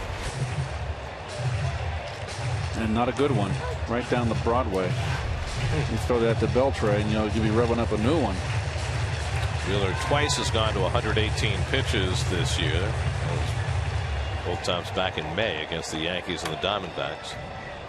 At 110 so far today. 113 his last start. 3-2 on the way. And Choice lines one into left field, and Neuenhuis will have to play it on the hop. Pena playing safety first. Stops at third. And so now the Rangers will run us to the corners, and that might be the end of the line for Zach Wheeler. Another get me over slider, and that's going to be it. And I just question the last 2 calls, last 2 breaking pitches. You just can't throw get me over sliders. Well, obviously Dan Warthen came out with a scouting report that Choice couldn't hit a breaking ball, and so he kept throwing them. And Choice winds up with a base hit. So Wheeler's done. They'll bring in the lefty Dana Evelyn to face Shin-Soo Choo. The call to the bullpen brought to you by Verizon. Mets up 6-1 in the 7th. We'll be right back.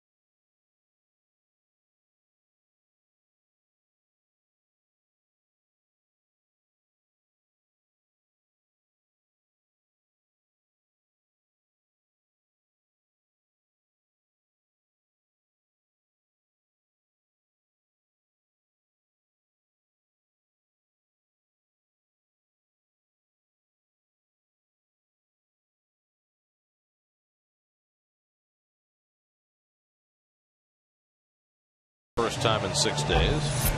Well, Evelyn just recently called up. Left-handed specialist. Kind of dropped his arm angle and get more of a sideways break on his slider, and he's been able to keep that thing away from left-hand hitters. He's going to have issues with right-handers. Pena at third, Choice at first with 1 out. Shin-Soo Choo 1 for 3 in today's game. Led off the game with a double since they just grounded out, struck out. Really struggled against left-hand pitching last year. He's actually done better against lefties this season. 264 against left-handers. Evelyn's last outing was in Atlanta last Monday. In that meltdown 8th inning, he issued a bases-loaded walk before he retired as only batter. Mets hoping to turn 2 on the infield behind Evelyn. And Choo, yelling out, takes a slider for a strike. Well, when he's dropped down, he's got a big sweeper now. When you drop down, you lose a lot of the bite, and it becomes more of a sweeping. Gets a bigger break, but it's easier to pick up if you're a hitter. Now, if you can change speeds with it, it becomes very effective. And Choo takes another slider for a strike. 1-2. See his numbers against lefties this year way better than last year when he was playing for Cincinnati. Really, one of the knocks on Choo is that he didn't hit lefties last year. And yet overall last year he had a much better season. 1-2. Chase it. 2-2.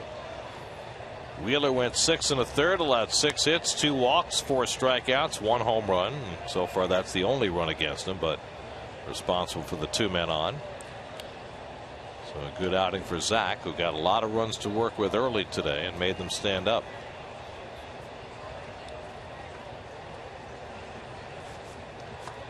Two to Choo. Struck him out. Evelyn comes in, gets his man, 2 away. And that's going to be the only man he faces. Well, big sweeping slider, chasing, and Terry Collins must feel that He wants to get out into the 8th inning where he can bring in Familia, his bridge to Mejia, which has been a bread and butter for the Metsies. Evelyn able to smile after a 1-batter outing, gets his strikeout. Vic Black will replace him, and we'll be right back to Citi Field.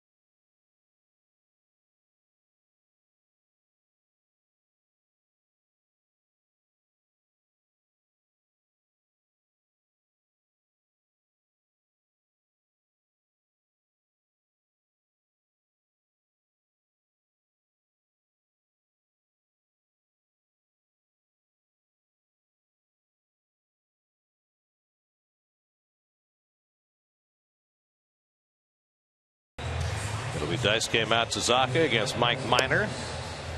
Coverage begins tomorrow at 6, and there are your City probables for tomorrow. There had been speculation that Dice K might lose his spot in the rotation after a couple of rough starts in a row with the return of Dylan G, but that's moot for the moment now with John Neese going on the disabled list. I liked Dice K in the bullpen, the job that he did, and there's Vic Black's numbers for the year. Well, there's every reason to believe that if Neese comes back after the All-Star break, as the Mets expect, and everybody else stays healthy, that Dice K would be the guy to go back to the bullpen. And it makes the bullpen that much stronger. Elvis Andrus 0 for 2 and a walk today. Vic Black throws his curveball high. Black pitched in the opening game of the series, worked an inning, allowed no runs and 2 hits. Pena at third, Choice at first with 2 out. After Evelyn struck out his only batter. Black trying to get his man, and Andrus lines one to center. Right there, Lagares, side retired. So the Rangers strand 2, 7th inning stretch, 6-1 New York.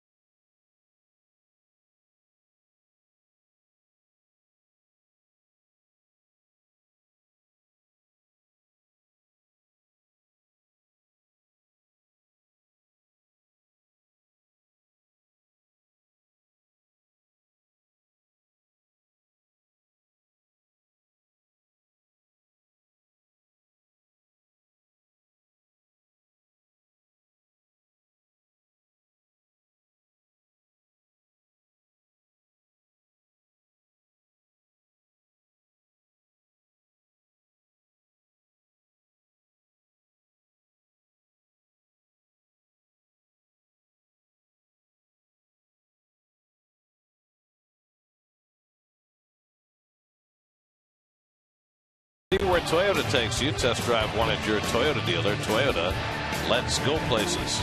By the New York Lottery and by State Farm. Today's State Farm agent of the day is John Garfinkel of Brooklyn. Contact John's office at johngarfinkel.com.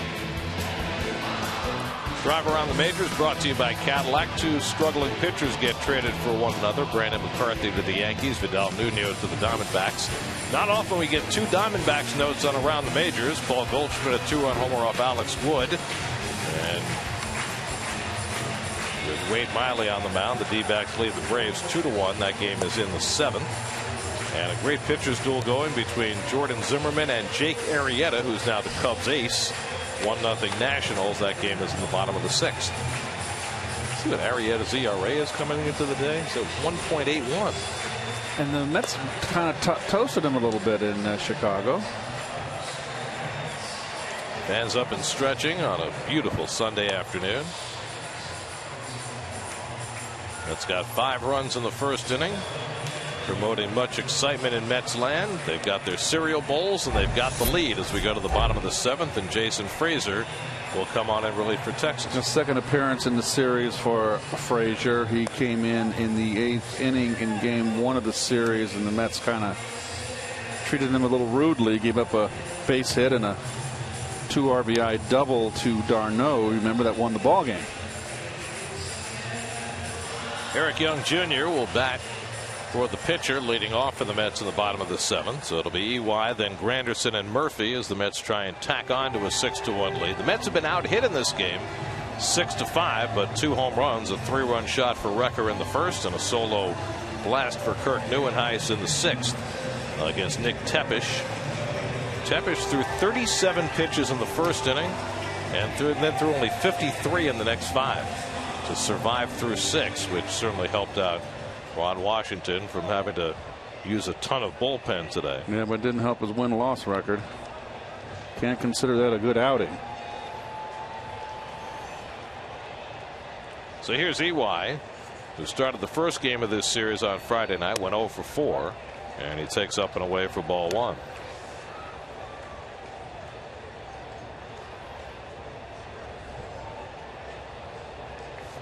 Curtis Granderson waiting on deck.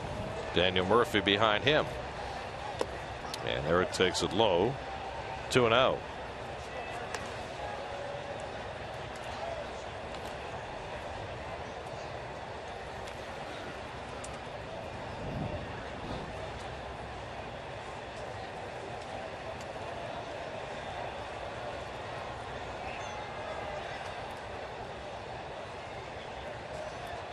Jason Frazier, 36 years old.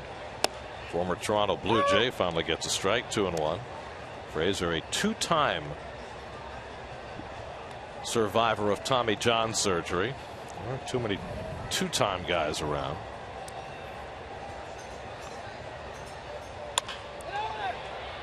Odor slides over to get it and throws out Young, 1 away. Boy, you never see bad hops anymore. I think one of the great, I guess you could call it an innovation in the game, is dragging the field twice. After 3 innings, after 6 innings. I think that's a stroke of brilliance. And the infields are, whatever they did, they've got them down. They're beautiful infields. You can trust your life on there. Well, I think the art and science of groundskeeping has grown by leaps and bounds over the last couple of decades. Here's Granderson. I think more resources are pumped into it, and there's a recognition that, bad field conditions can hurt people. And there's so much invested in players, it's worthwhile having perfect playing surfaces, whatever the cost might be. Well, you remember the time when I went down in St. Louis and we interviewed Red Schoendienst. We asked him the big difference in the game today, and he said the infields. How someone slid into, it would be rocks buried underneath was common. Granderson turns one around into the upper deck. Or promenade, as we call it here. Promenade? No upper deck. was a Shea Stadium derivation. Here it's the Promenade.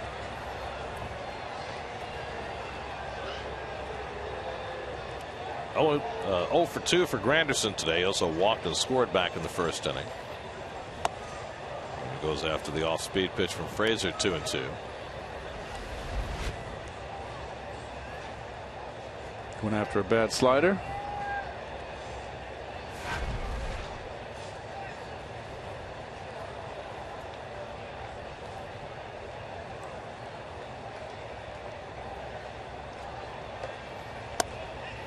And that's below the knees. Frazier thought maybe he'd get the call, but Marvin Hudson said no, and it's 3-2. Oh, wishful thinking here. This is knee high to a grasshopper.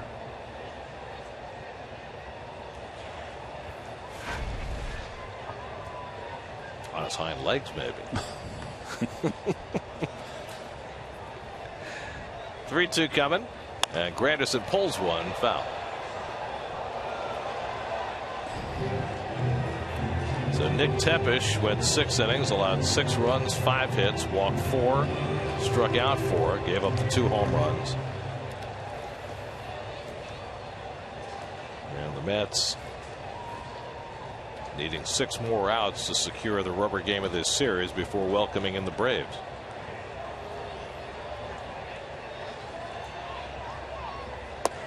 And there's ball 4, and Granderson draws yet another walk. 2 today, 52 for the year.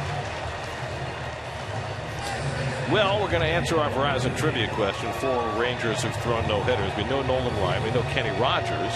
The others, Bert Blyleven and Jim Bibby. So 3 of the 4 pitch for the Mets.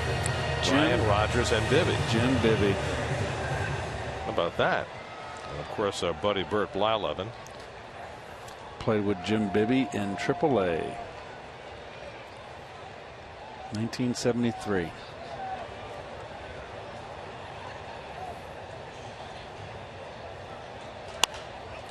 Jim Bibby first came up with the Mets. You know, he's the brother of Henry Bibby. Yes, he is. Great basketball star at UCLA and with the Knicks.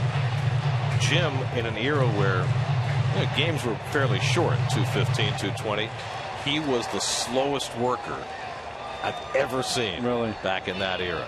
He could sweat. Yes. Had big hands.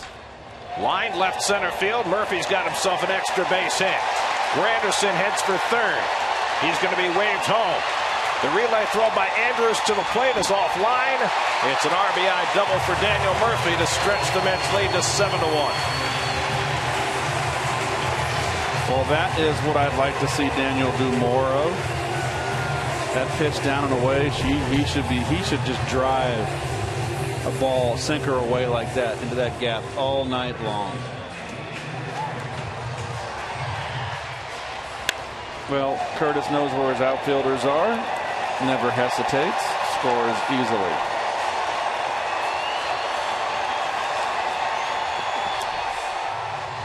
Right up at the plate. Ball sinking. Outside corner. Drive it. There you go. Well, it had been a rough series for Murphy. Just his second hit. But his 20th double of the year plates a run to make it 7-1. And now David Wright has gone 0 for 3 today.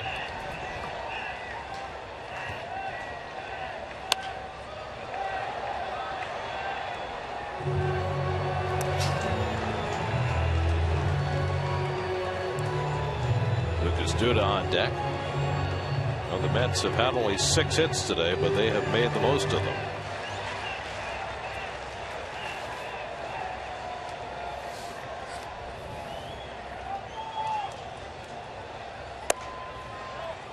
It's off the corner, 1-1.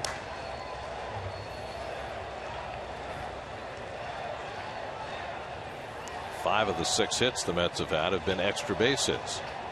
3 doubles, 2 home runs. A generous strike from Marvin Hudson. 1-2.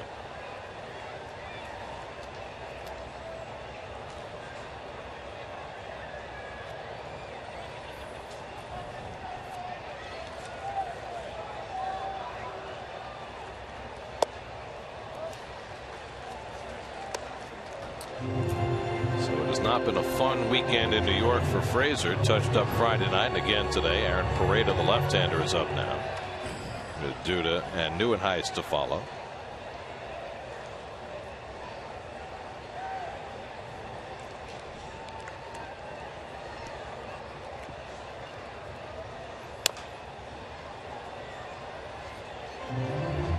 Davis hit the ball in the air all day today. 2 fly balls to center and a pop up to first. Just his second game back after missing 7 with that shoulder injury. They're going to announce the All-Star teams tonight at 7 o'clock. It's going to be interesting to see who the Mets representative will be. There's really nobody who stands out. Singular? I can't imagine there'll be more than one. Yeah. I think John Neese probably has the greatest credentials, but will his trip to the DL be a factor? Right between the wickets on Frazier. Odor goes to third with it, and they get the out. That's a smart play right there by the rookie second baseman. Well, a bit risky. You know, you got 1 out, so you get the easy out at first. There's 2 outs, runner on third. Murph hesitates. He's going in that direction, and we saw Murph take that phantom step.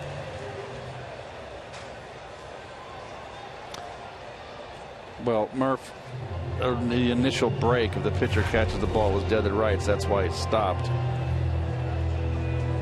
He wasn't sure if he was going to catch it or not. He's dead anyway, and once he got through, it's too late.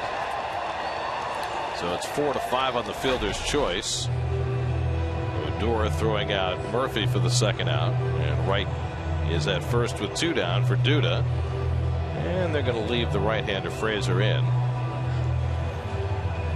Lucas, a double, a walk, and a strikeout today, 1 for 2. Let's see the tag here. Not a good one. Oh, he did get him on the knee before he touched the bag. Yep. Well, he's more out than Melky Cabrera was at the plate yesterday. Another fiasco. Just don't understand how, if you have a replay system and you have trained umpires watching slow motion replays, they can still get it wrong. Well, evidently Batista went off, huh? Yes, he did. So Batista was incensed.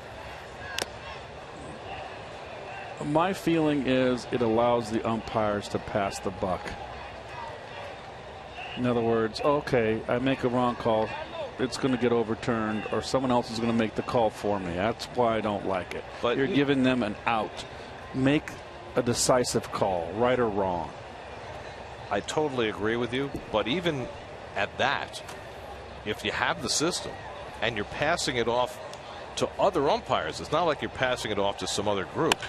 As Duda lines one to right, and Rios has it. You've got trained umpires watching the replays. They can slow it down frame by frame, and they still don't get it right. That doesn't really make any sense. Today, USAA would like to pay special recognition to all of our service members at home and abroad.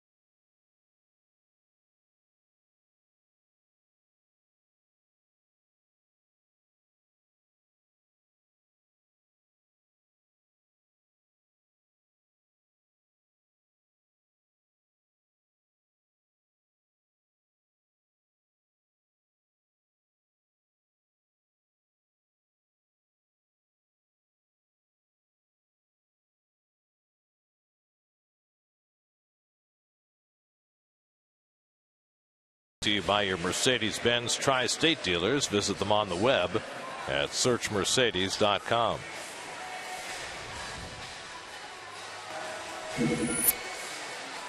Eighth inning at Citi Field. Mets with a 7-1 lead. It's a nice idea. Bring a little fan to the ballpark. Stay cool on a nice summer day. Mets will go to Gonzalez Herman to pitch the top of the eighth inning. Hasn't been used much of late, but I like his stuff. Tough on righties. He's got the great changeup. Faced one batter last night, struck out Elvis Andrus on 3 pitches. Comes in here to face Alex Rios. Rios, Beltre, and Martin, 3 right-hand batters. That's got 5 runs in the first inning, and they've cruised from there. Zach Wheeler has a chance to get his first home win since last August. Long fly ball off the bat of Rios, and that ball heads for the stands and leaves. Alex Rios with just his 4th home run of the season, and now it's a 7-2 game.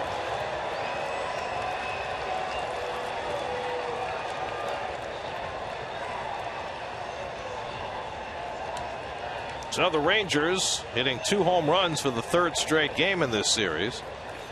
First Chirinos and now Rios, but both solo shots, and the Mets still with a 5-run lead.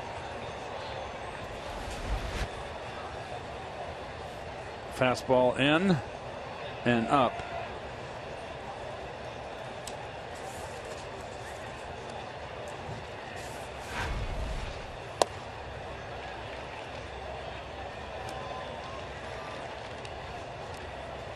It's 5 home runs allowed by Herman in just 26 innings of work this year. He can give up some gopher balls.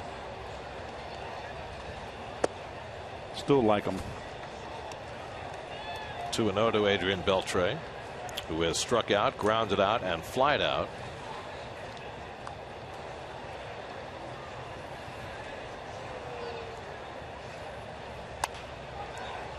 For Alex Rios, that was his first home run since May the 14th in Houston.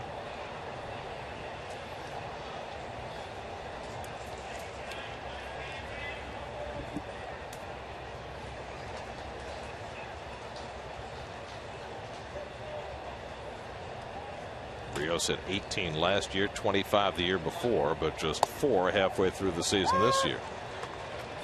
It's not the only one. Home runs are down across baseball. Run scoring is down. Strikeouts are up. Walks are down. Offense in twilight in 2014. Well, all those. Line the other way. A base hit for Beltre, his first hit. So Herman comes in, gives up a home run and a single. Offense out at the twilight for the moment for Texas. I commend the players for increasing the penalties on any steroid use. It's significant now.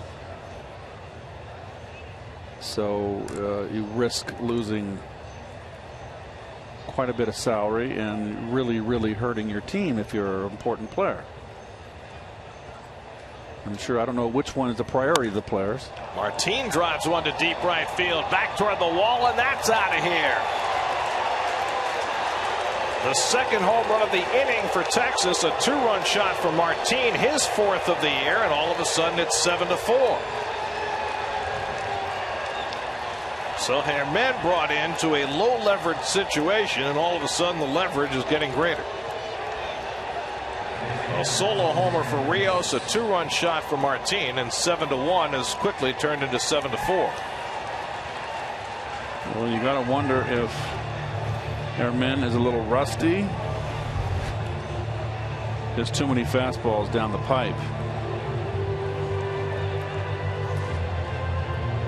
Well, we're going to take advantage of the blimp here. Bullet.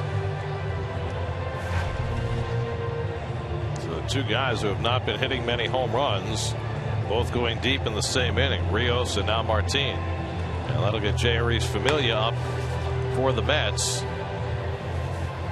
It looked like the Mets were going to be able to stay away from their primetime relievers with a 6-run lead coming into the 8th, but that is not to be. So now Robinson Chirinos, who homered back in the 4th inning, the only run against Zach Wheeler today. This bullpen has been so good lately, but their men getting rocketed.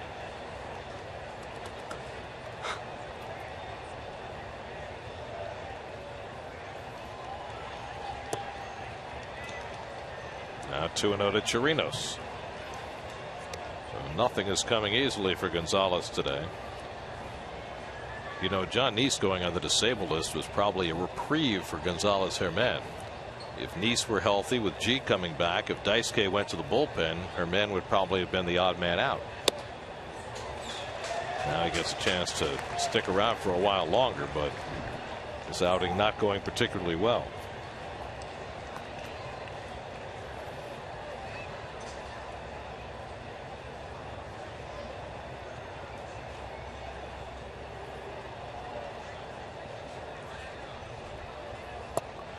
And now it's 3-1.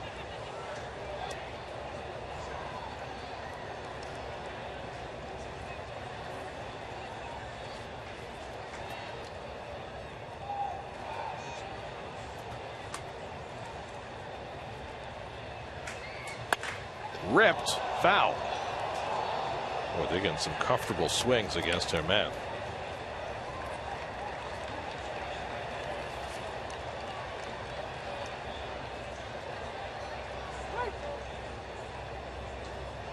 First time since April that the Mets bullpen's given up 2 home runs in the same game. 3-2 to Chirinos with Carlos Pena on deck. And that's pulled foul. We'll put up a warning sign in that section.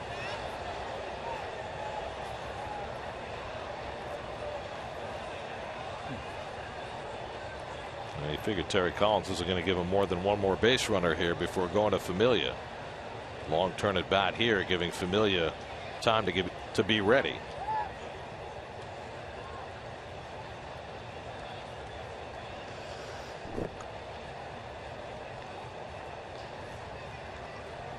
Chirinos has already homered twice in this series.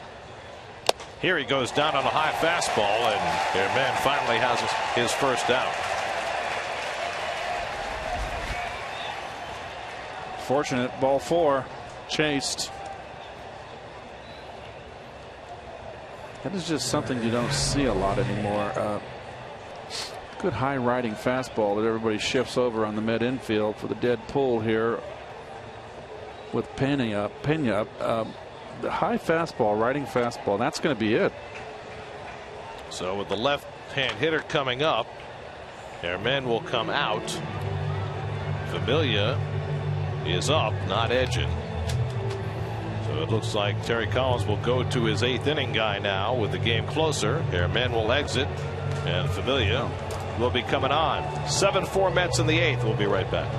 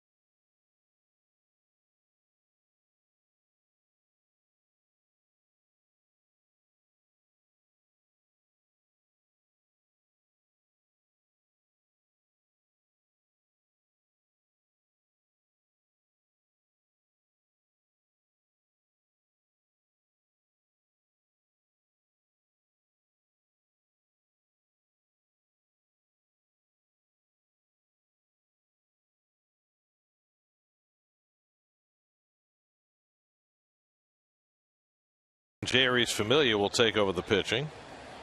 Well, in the perfect world, Familia would be getting his rest today, but it didn't work out that way. Had a very troubled inning and 2/3 on Friday night in this series. He's like hit a little speed bump. He got the inning in Atlanta where he was a pitcher that with all the 3 errors in that first game in the Atlanta series.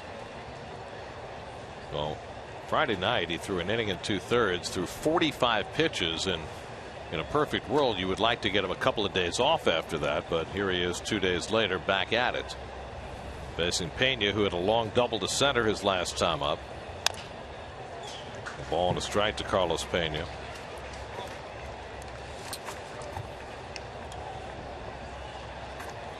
Well, the Mets have had to use their bullpen in ways they have not expected in this series. They had Nice knocked out after 1 out on Friday night, so they needed 26 outs from their bullpen.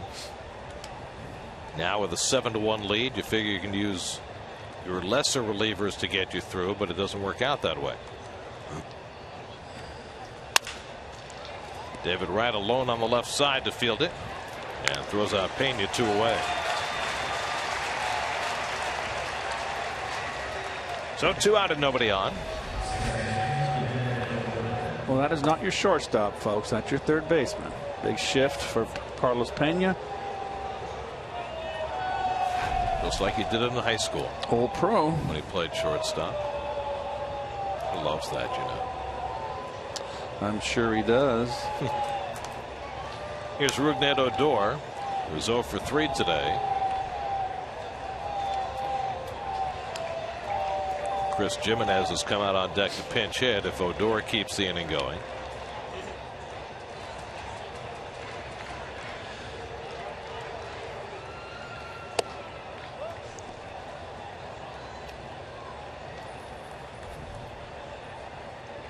Zach Wheeler went 6 1/3, allowed 1 run and 6 hits. Dana Evelyn and Vic Black each got an out to finish the 7th.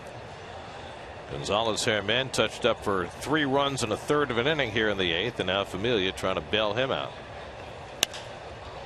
And Odor fouls one down the left side. 1-1. They've gone to the 9th in Atlanta. The Braves' 9-game winning streak in jeopardy. Diamondbacks 2, Braves 1.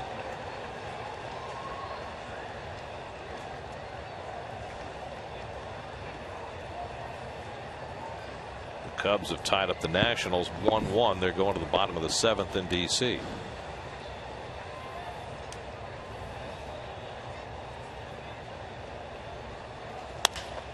Odor takes one the other way. Neuenhuis toward the line. He can't get it. It hits off the sidewall. Odor to second, and he'll stop there. A 2-out double for Rougned Odor. And this inning continues. The 4th hit of the inning for Texas. Kept pitching him away, and he went away.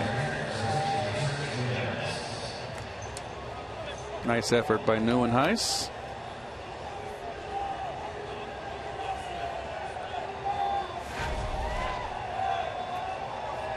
So 10 hits in the game now for the Rangers, and Chris Jimenez is the pinch hitter. Jimenez caught the first game of the series, went 0 for 4, drove in a run with a ground out. If he could get aboard, the Rangers, who started this inning trailing by 6 runs, would get the tying run to bat. So a big batter here for Familia with Shin-Soo Choo, the on-deck batter. Neftali Feliz, the right-hander. Aaron Pareda, the left-hander, up in the bullpen for Texas. And as Familia bounces the slider, ball 1.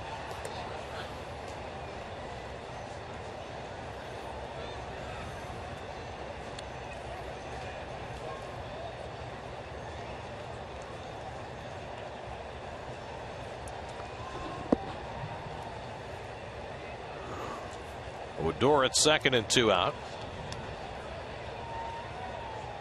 Jimenez sitting at 293. And there's a nice fastball for a strike. 1-1.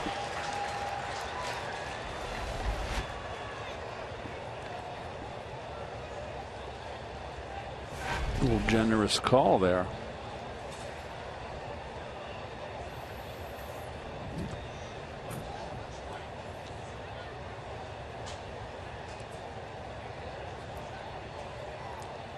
One coming from Familia, and Jimenez takes that one just off the plate. 2-1.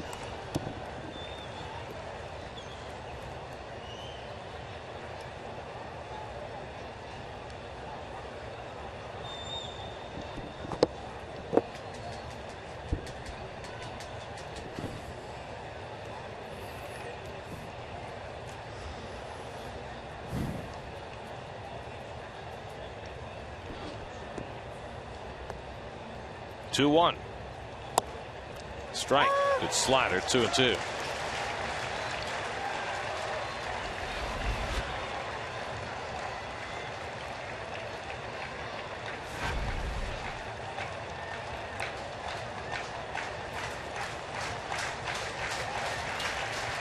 Familia trying to put an end to this top of the 8th.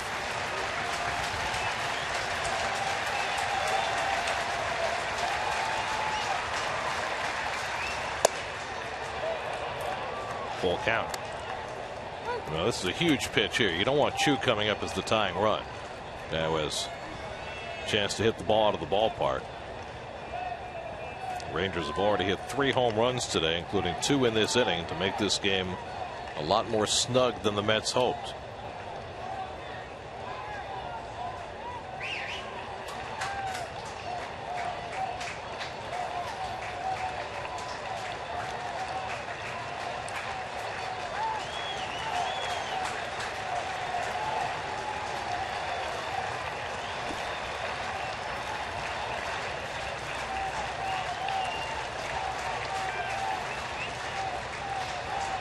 Well, that took a long time.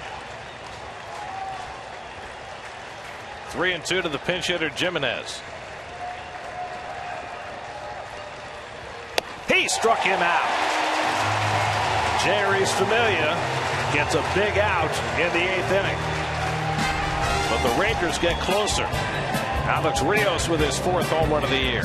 And then with a man on, Leonys Martin with his 4th home run of the year. 7-4 New York in the 8th.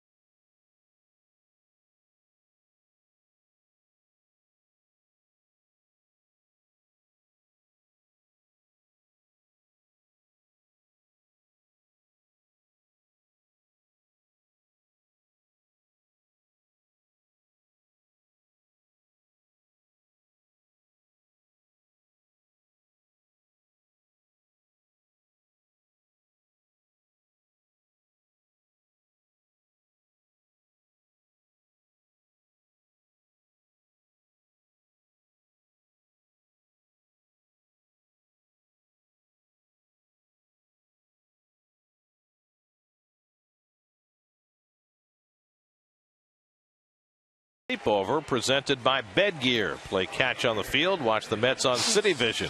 Enjoy a special night with your family and all meals included, and a free Bed Gear pillow to sleep on. For tickets, visit Mets.com/sleepover. Changes for the Rangers. Chris Jimenez, who pinch hits, stays in the game at first base. The new pitcher, Aaron Pareda, will bat seventh. Well, he was the pitcher, the losing pitcher in the first game. Gave up a leadoff walk in the 8th inning, and a strikeout was relieved by Frazier, who gave up the double to Darno that scored the 2 runs to win the ball game. Kirk Neuenhuis homered in his last at bat, his second of the year. So there have been 5 home runs in this game, 2 for the Mets, 3 for the Rangers. Biggest hit, a 3-run bomb by Anthony Recker in a 5-run first inning that has carried the Mets to this point. Juan Lagares on deck, and then Recker with Henry Mejia getting ready to close it in the Mets bullpen. 1-2 to Neuenhuis. Nick Tepesch for the Rangers went 6, allowed 6 runs, 5 hits. Jason Frazier worked an inning, 1 run, 1 hit. And now Pareda here in the bottom of the 8th.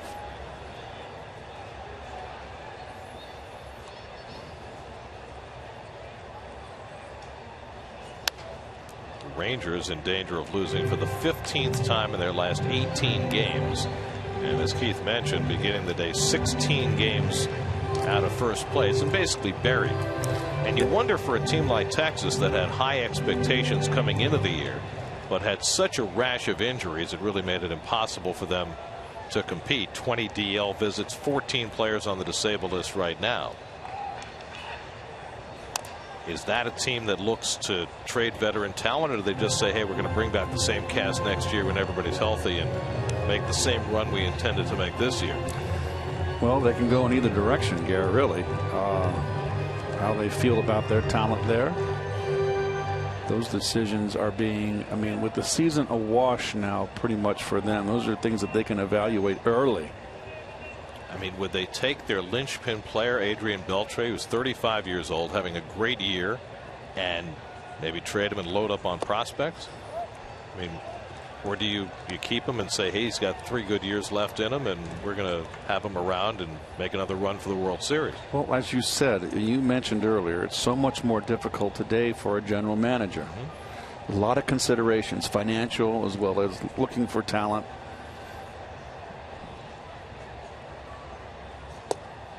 Full count to Neuenhuis.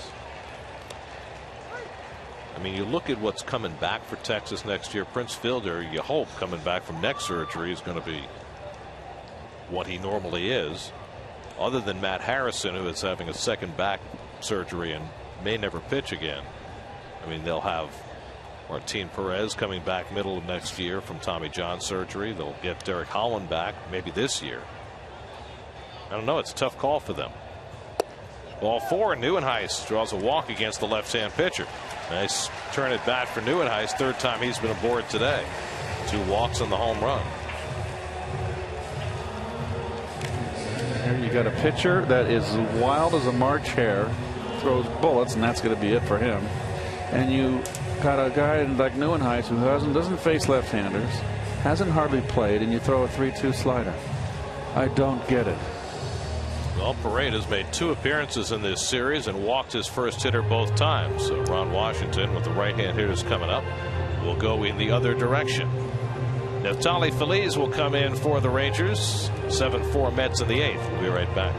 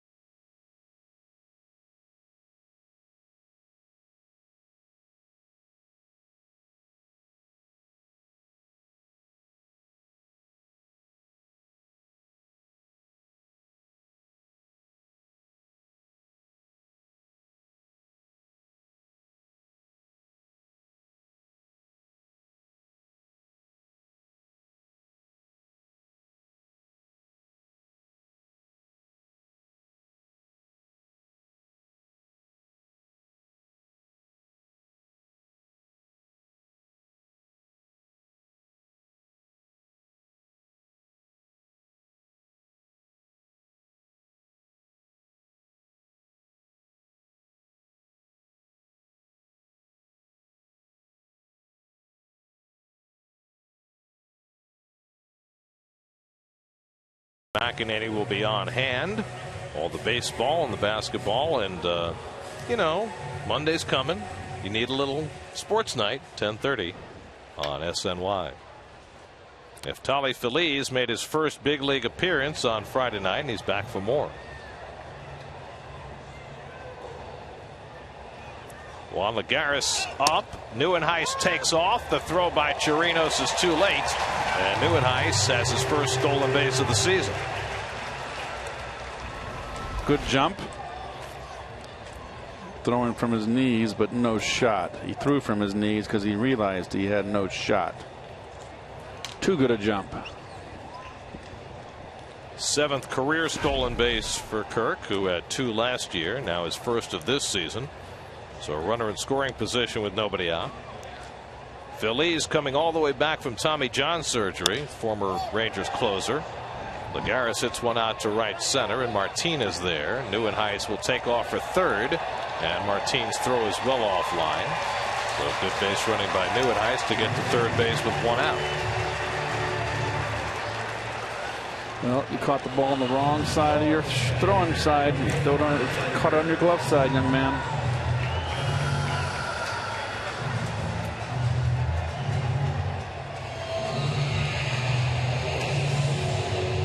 So now Anthony Recker with another RBI chance. Recker hit the 3-run homer back in the first inning that rocketed the Mets to their biggest first inning of the season. Infield comes in for Texas, trying to choke off that extra run.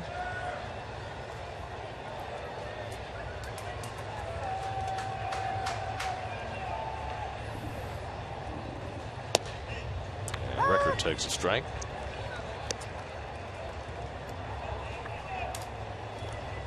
Phillies, when he came in on Friday night, first big league outing of the year, walked his first 2 hitters, but then settled in, retired 6 in a row, helped out by some fine defense behind him. And a slider off the plate, a ball and a strike.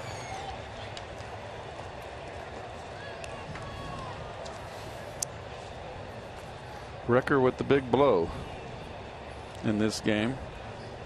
3-run home run.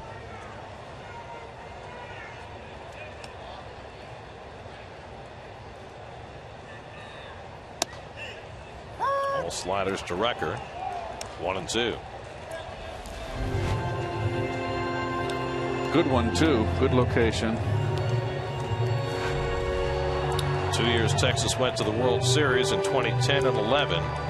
Phillies saved a total of 72 games for the Rangers. Then the next year, of course, they tried to make him a starter. 7 starts, then he blew out his elbow, and he's been working his way back ever since. 1-2 to Recker. Popped up shallow center. Martin coming on and makes the catch. Nieuwenhuis did not even try to tag, and there are 2 out. So Recker unable to get the run in, and it's left to Ruben Tejada with 2 out. By the way, gotta love the stirrups on Nieuwenhuis today. That is way old school. I like it. Can we take a look at that at third base? There it is. But they got to be higher. That is like, those are ankle chokers. You have to give them credit, though. Give them credit, but I used to get to cut the seam is underneath your foot. So cut the seam. You put some elastic bands, the white ones, and then you sew them in, and you get a little stretch. Get those stirrups just a tad higher. I love the stirrups. Here's Tejada, a double and a walk today, 1 for 2. And takes the slider off the plate. Bobby Abreu's out on deck. He'll pinch hit if Tejada keeps the inning going. Henry Mejia getting ready to pitch in the 9th inning. So Familia got the job done after Herman faltered in the 8th.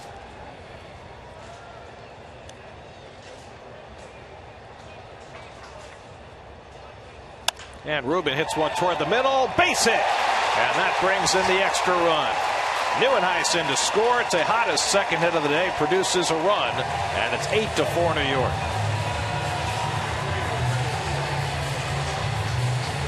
So it's the 3rd run that Nieuwenhuis scored in this game. He's been in the thick of things. Fastball away off the end of the bat. Nieuwenhuis Orioles really created that run. Walk, stolen base, advancing on a short fly ball. And now Tejada brings it in.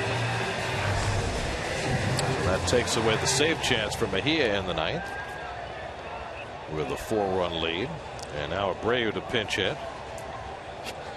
Bobby played left field last night, went 1 for 3 and drove in a run.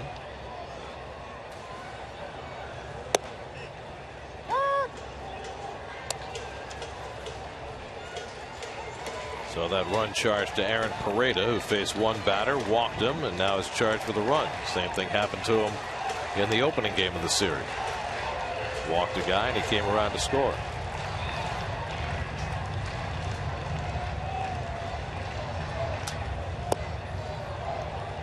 Oh, 2 to Abreu. Cincinnati beat Milwaukee this afternoon. Jay Bruce, a 2-run homer in the bottom of the 8th to snap a tie, and the Reds win 4-2. Brewers began the day with a 5-game lead on the Cardinals, 5.5 over Pittsburgh and 7 over Cincinnati, so the Reds get a little closer.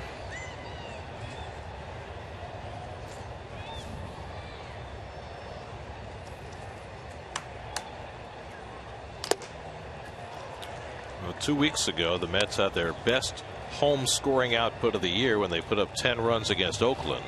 The 8 runs today, the second highest total they've posted at home this year.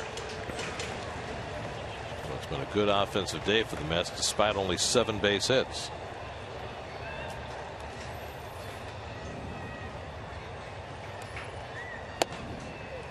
Two and 2 to Abreu. Granderson would be next.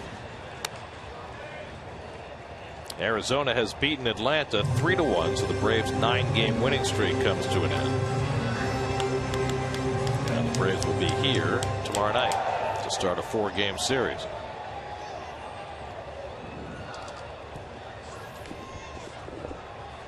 The Mets will face Mike Minor, who was anything but sharp in his start against the Mets in Atlanta. 3-2 now to Abreu after Phillies got ahead on the count.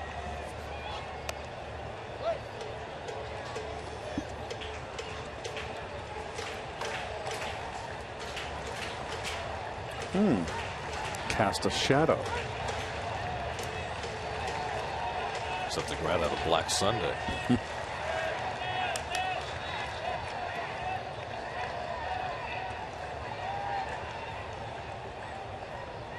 Tejada runs and Abreu rolls one out for Odor, and that retires the side, but not before the Mets tack on a run on Tejada's hit. 8-4 Mets as we go to the ninth.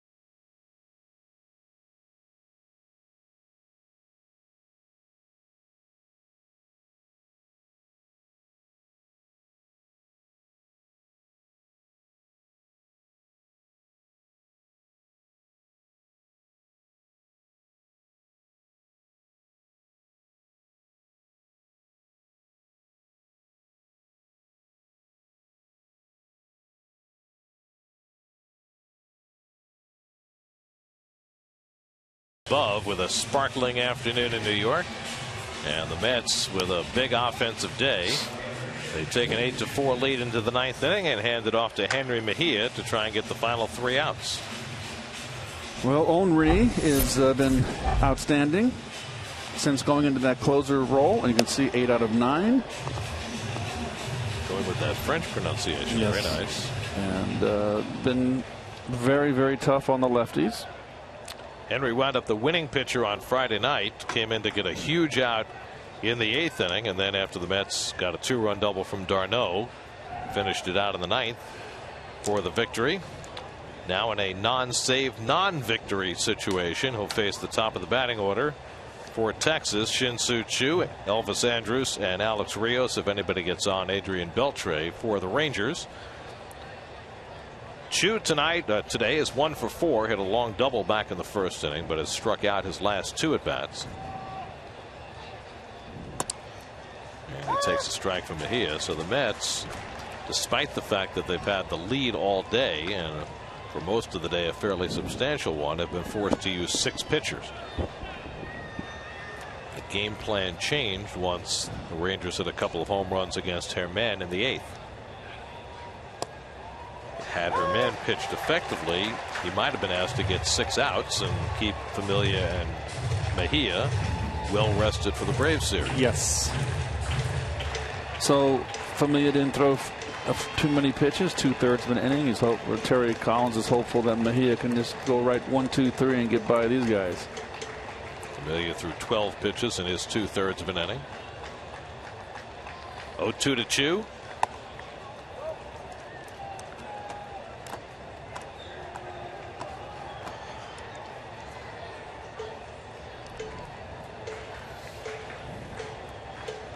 Last time Zach Wheeler got a victory at Citi Field, it was August of last year.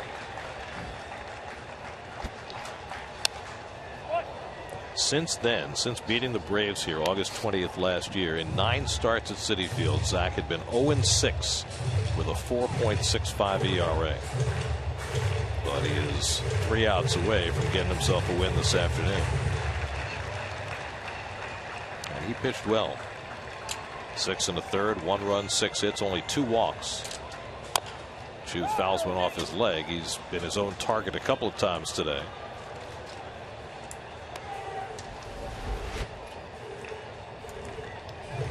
That didn't hurt. That one off the toe. The one earlier was off his ankle. That hurt. Really hurt.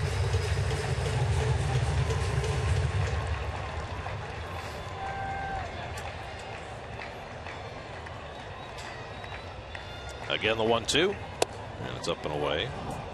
Even to Choo.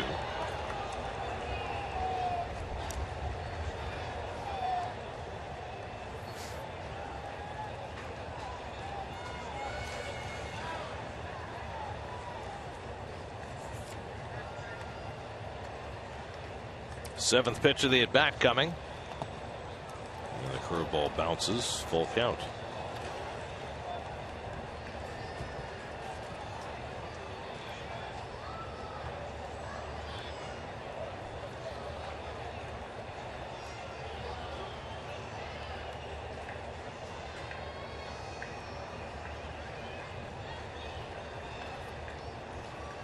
Three-2 on the way, and Choo hits one in the air to left center. Legara seizing back right to the wall, and he made the catch. Legara had a beat on it all the way. The only question was whether he would run out of room, and he did not. He had it all the way. He's calling it. He's got a beat on it. He knows. He's good.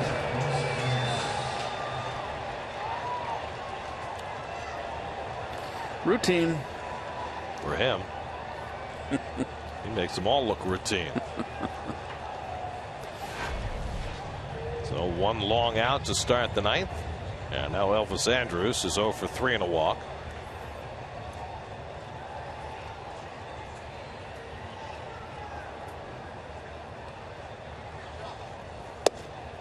Well, the Rangers are going home to play the Astros in what they call the Silver Boot Series. 2 Texas teams, and the Rangers may legitimately need to win that series to stay out of last place, which is not what they expected when the year began. Nice big hop for Tejada, and he guns down Andrews 2 away.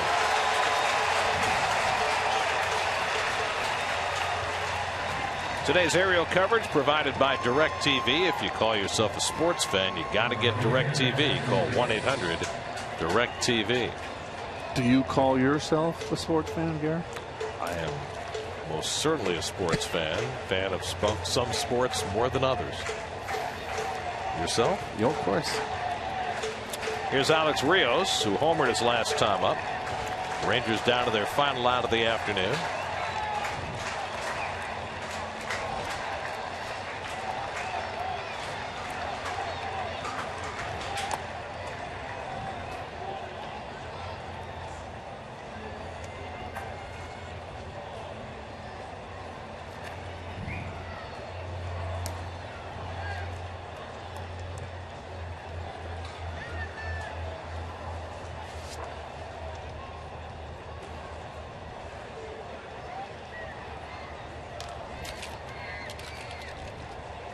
Rios hit his first home run since the middle of May against Gonzalez Herman, leading off in the 8th, his 4th of the year. And the curveball from Henry in for a strike, 1-1.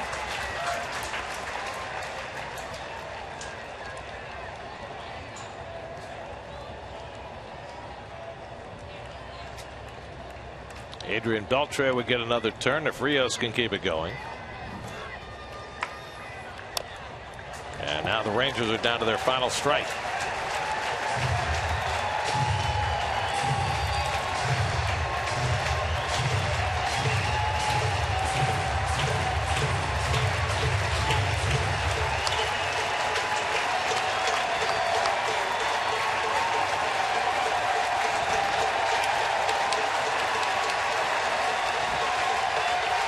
One, two.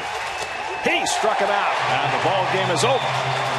Henry Mejia finishes it off with a 1-2-3 ninth. Anthony Recker with a 3-run homer in a 5-run first inning, and Zach Wheeler gets his first home win of the season as the Mets take the series from the Rangers, winning today 8-4. Well, that's 2 starts in a row now where Wheeler's gone 6+ and only given up 1 run. So on the rise here, gets his 4th win. Anthony Recker with the big deciding blow in that 5-run first inning with the 3-run home run. That was his 3rd of the year. Also, Neuenhuis contributed mightily. Kirk doesn't play much. Went 1 for 2 with 3 runs scored. Hit his 2nd home run of the year with solo shot. Stole the bag. And Granderson also in the middle of things. 0 for 2, but 2 runs scored. So the Mets outskate the Rangers and win it 8-4. For every Mets win, the Mets Foundation is proud to contribute $2,500 to the Cats Women's Hospital and the Cats Institute for Women's Health. For more information, visit northshorelij.com/KIWH. This win brings the total contribution so far this season to $97,500. New York Mets baseball on SNY is brought to you by Cholula Hot Sauce, the hot sauce with the iconic wooden cap. Available in original flavor, chili lime, chili garlic, and chipotle. By Lexus, introducing a car designed with one purpose: to stand apart. The 2014 Lexus IS. It's your move. By Geico. And by Citi. Every time the Mets hit a home run at Citi Field, Citi will make a $2,000 donation to a local community partner, courtesy of the Citi Thank You Program. Track donations at Mets.com/Citi. Mets win it 8-4 over Texas. They take 2 out of 3 in the series. Now welcome in the Braves for 4 starting tomorrow night. Our coverage begins at 6 o'clock with Daisuke Matsuzaka pitching against Mike Minor right here on SNY.